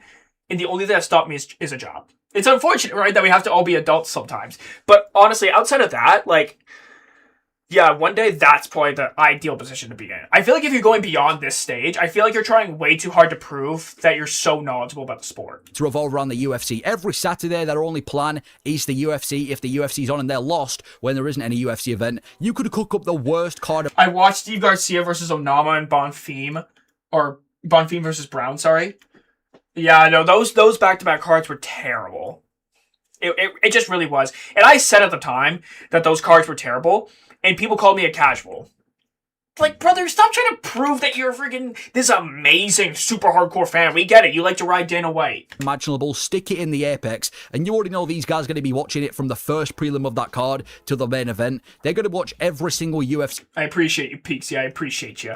event without fail, and their favorite MMA fight is probably something like Marco Tulio. Their favorite fight is probably some prelim fighter, you know, not really a big name fighter, so he kind of looks better. You know, it kind of makes them look like they know the sport because their favorite MMA fighter is somebody. Here's the thing. Let me ask you guys something. Do you guys think that knowing or that bragging that you know about a fighter that people like pretend, like a fighter that people don't generally know, does that make you a better fan if you know more fighters?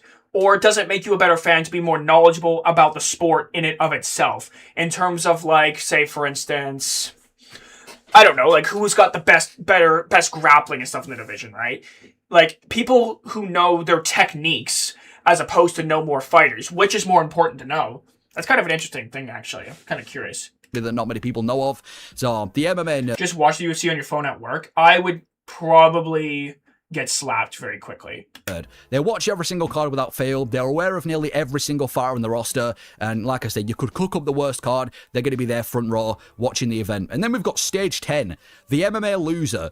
Similar to... See, I'm not here. Right. I could watch the Contender Series. I really don't watch much of it, though, to be honest. Stage 9, they'll watch everything, including every UFC card, the Ultimate Fighter, and the Contender Series. So they're going to be there watching every big pay-per-view. They're going to be there watching every big fight night. They're going to be there at every single UFC card, no matter what. Like I just said, similar to Stage 9, they're also going to tune into the Contender Series. They're going to make sure...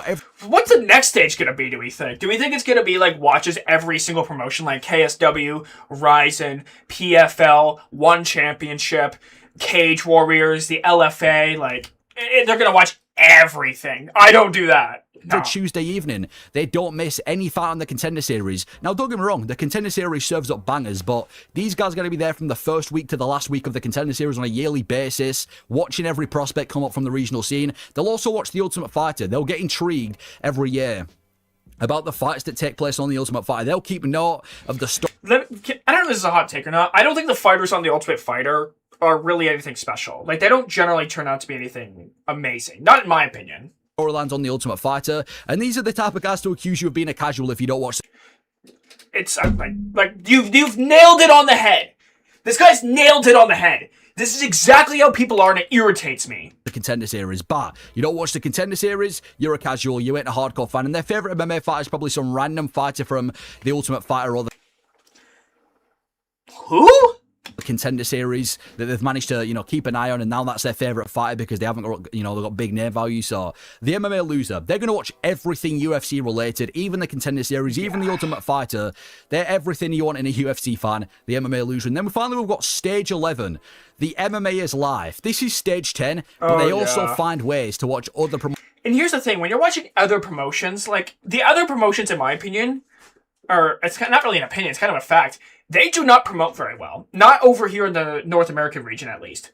Like, let's just be honest. Like, I wouldn't mind watching some of that stuff sometimes, but, like, they don't promote very well. Also, they're not the best in the world, right? There's a reason why they're in KSW. There's a reason why they're in One Championship. They're in PFL. Because they're not good enough to fight in the UFC. So to me, it doesn't matter as much. Promotions too. These are truly the biggest MMA fans you can find on the planet, but it's got to the point where it's kind of concerning how much they consume the sport of MMA. So they're going to watch the UFC, they're going to watch the Contender Series, they're going to watch the Ultimate Fighter, and when I say they watch regional shows, I'm not talking about like Nurmagomedov versus Hughes 2 in PFL. I'm talking about some random PFL main event. I'm talking about some random 1FC main event. I'm talking about some random LFA main event. If there's like an iceberg of UFC events, at the tip of the iceberg, you've got the mega fights that everybody tunes into, and then you've kind of got the title fights that might not have that much star power, but they're still big fights. And then you'll have, you know, the average fight night main event in a crowded arena. And then you'll have like an Apex main event that very few UFC fans tune into. And then you'll have like the early prelim for an Apex main event, for an Apex card, which, you know, you start to get the hardcore fans. And then you've got the Contender Series. And then you've got like some random regional promotion over like LFA. You're like, who are these people, bro? Who are they? That these fans will tune into. So they'll be there watching the massive fights in MMA. They'll be there watching the mega fights, and they'll also be watching the fights where there's about 300 men in the arena, if that. in some random fucking bar with two random guys fighting for a regional belt. They'll be watching the bigger stars. They'll be watching guys who have probably got like a 3-0 record fighting for a belt on the regional scene. They'll be watching everything. And their favorite MMA fighter is probably some champion from the regional scene who they're convinced is going to be the next big thing in MMA. And then they transition over to the UFC and realize that they're just not on the level. These guys probably also tune into Power Slap and UFC, BJJ as well. No, nobody watches that, bro. No, like, who watches Power Slap? Out of everybody here, who watches Power Slap? Nobody. Nobody watches Power Slap, bro. Yeah, W Video, though. W Video. Make sure you guys go subscribe to Apparel MMA. Jeepers, man. Alright, we got one more thing to do here before we go. Actually, I don't need the headphones for this one. I do not need the headphones for this one. So, before we go, I'm going to read off some of your hot takes from my community tab here.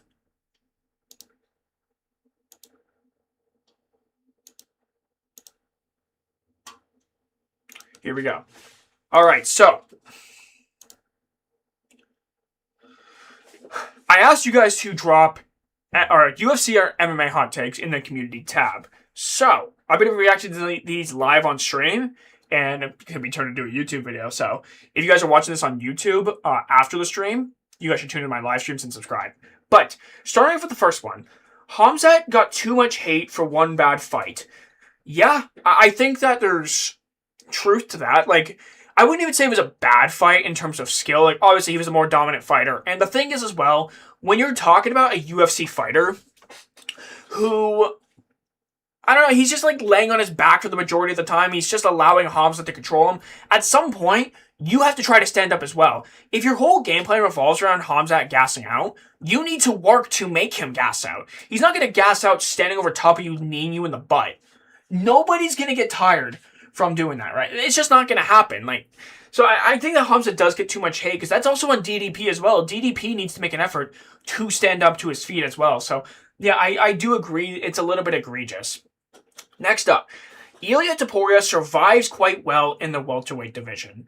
It depends on what you mean by survives quite well. Because if you take any high-level UFC fighter and you bump them up a couple weight classes, they're going to survive if they fight just to try to survive, right? If they do what Jake Paul did against Anthony Joshua, yes, they're going to survive, because it's so easy.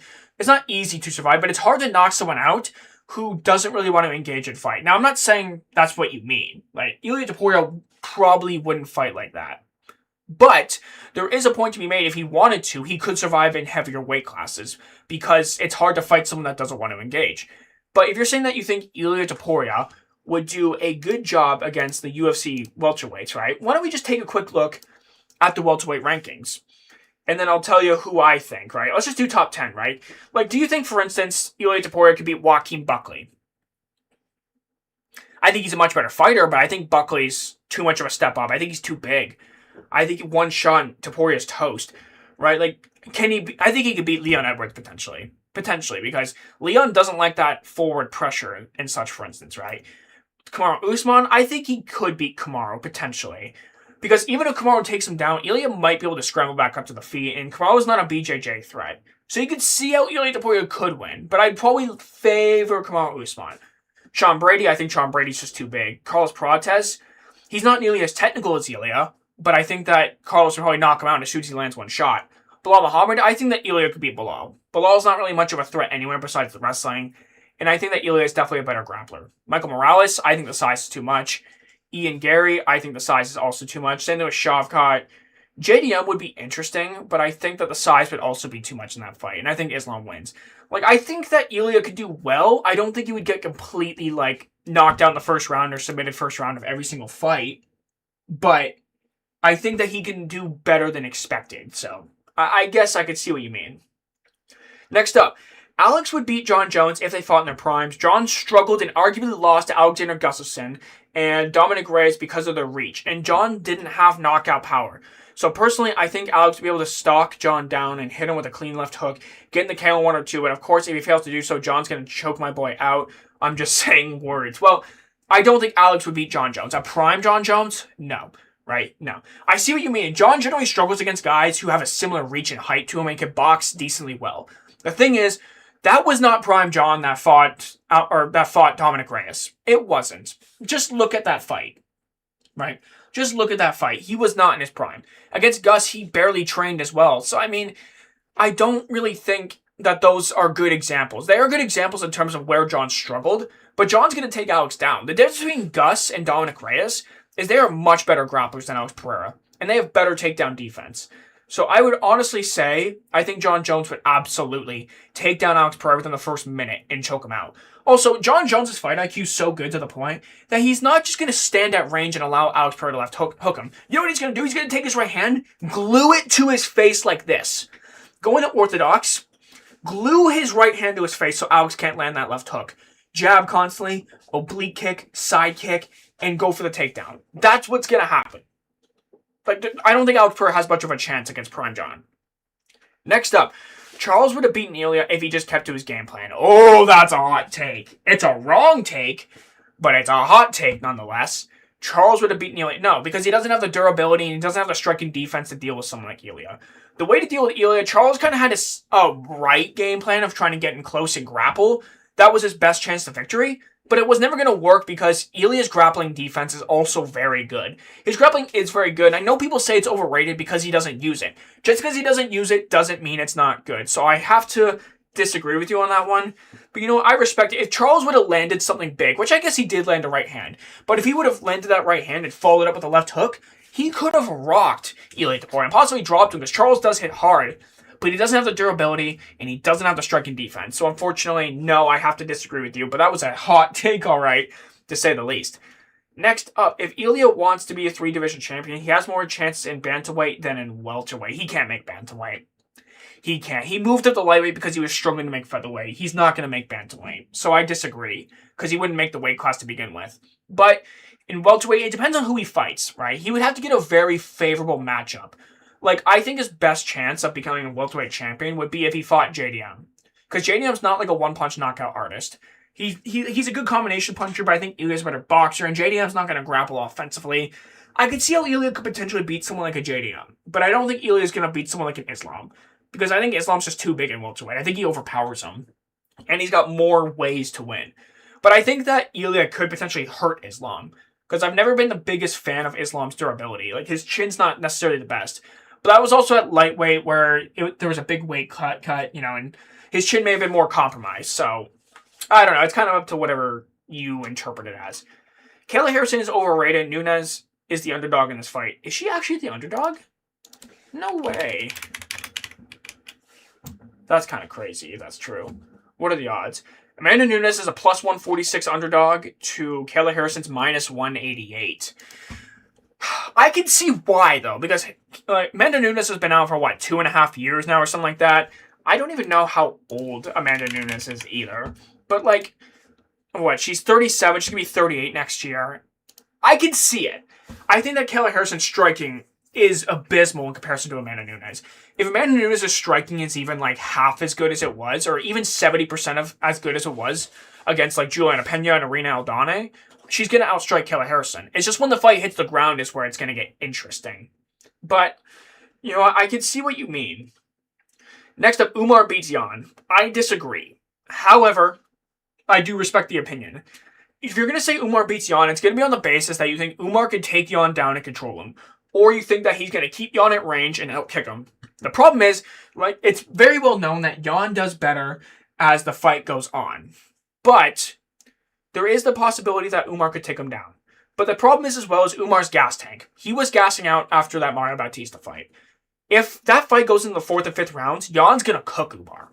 He's going to cook him. It's not even going to be competitive at that point, I don't think. And honestly, you would have to bank on the fact that Umar would win the first 3 rounds or get an early finish. He could possibly win the first 3 rounds, but it's not likely, especially if Umar's not had any injuries. The problem with Peter Yan fights, he always seems to come in with these massive injuries and such, broke a hand against Merab in the first fight. I know he had a bunch of injuries against Song Yadong that I think he needed surgery after, if I'm not mistaken. There was something along those lines. But I don't think Umar beats Yan. I don't think he's got the gas tank. Next up, Izzy would beat Prime Silva. I think he could. I think he would chop down on Anderson's legs. We didn't really see anyone ever kick the legs of Anderson Silva. That's the problem. We never saw anyone actually attack Anderson Silva's legs. Everyone was kind of a headhunter back in those days. I think Izzy could beat a Prime Silva. But people were also going to say, well, Prime Izzy went to a close decision with Anderson. Anderson still had striking capabilities at that point. It was a stylistic thing. I could see Izzy winning. I can also see Prime Anderson winning. I don't really know. That's a tough one to call. I really don't know, man. It's so tricky. Like, if Izzy plays it smart, I think he can win. Next up, I think he put Nick Diaz, but I think he means Nate Diaz would beat Conor in the rematch. Right now, I honestly don't know who I'd pick to win. You can literally pick either. It's a coin flip right now. Oh, you mean like he beat him in the second fight? Okay. I thought you meant like in a rematch right now. In the second fight, you think Nate Diaz won? No. Conor won rounds 1, 2, and 4. On that basis alone, Conor wins the fight. And if you want to say that round 3 was a 10-8, then I could also argue that round 2 was a 10-8 in favor of Conor, because Conor dropped Nate twice. I don't think either of those rounds were 10-8, but you have a better argument, is what I would say, that Conor had a 10-8 over Nate. And lastly, but certainly not least, Kamaru Usman is one of the most overrated fighters of all time, and guys, he is nowhere near the welterweight GOAT. By far, GSP is not even a debate. Joe Rogan, listen to that. Not even close. Not even a debate. Yeah, no, in all seriousness, Kamaru Usman, he, as a fighter, he was a very good fighter. But, yes, his resume, you could say, is a bit overrated, especially because of the Jorge Masvidal wins. The 2 Colby wins, I think, are very good. The Gilbert Burns win's very good. The Tyron Woodley win was amazing. It's the 2 Jorge wins, especially the rematch. I get why he fought Jorge on short notice the first time, because, who was it? It was meant to be Gilbert Burns. Gilbert pulled out, so Jorge stepped in. That was fine. No one had an issue with that replacement. The problem was giving him an immediate rematch without fighting someone else. If Jorge, after that fight, went and beat Gilbert Burns, if he beat Colby Covington, if he beat a top-ranked contender, sure, give him the rematch. But no, he didn't do that. He just got another title shot because Jorge was a pretty big star at the time. But, I can see what you mean. He can be looked at as overrated in terms of legacy. I have him as the second best welterweight of all time. But in terms of skill, I don't think he's overrated at all. But that is all the hot takes you guys submitted. If you guys want to be in the next video, drop it down in the comments below, or I'll put it up on the community tab. So thank you so much for watching. Boom. Okay. So that was pretty much all the hot takes there. What do you think about my GOAT list? DJ, GSP, Islam, Volk, Pereira. I don't think Pereira's top 5. Not yet. I don't think he's done enough quite yet. DJ should be number 2, GSP at number 1, Volk at number 3, and Islam at number 4, in my opinion. People always ask me why I think Volk's above Islam. It's mostly due to the asterisks. A lot of Islam's wins have a lot of asterisks. Islam even beats a Prime Kamaru? I don't think so. I think it'd be a good fight, though. It'd be an amazing fight. You're goated for disqualifying the cheater, John. It's because, bro, anybody who cheats, right? People think I just don't play like John Jones. That's not the reality. I like John Jones as a fighter. The problem is, when you cheat, even guys like CJ Dillashaw, for instance, are disqualified. Anderson Silva is disqualified for me. That's just how it is. But guys, we are going to wrap it up here. Thank you guys so much for coming out. I appreciate all the love and support. I hope you all have an amazing new year. If you're going to drink responsibly. For those of you who are of age, make sure you do everything responsibly tonight. Please stay safe. Please stay careful. I'm planning on just staying in, probably playing some games or something. So make sure you guys have a chill night tonight, all right? Rest up. Get ready to start the new year fresh. And I hope you all have an amazing night. So thank you so much for coming out.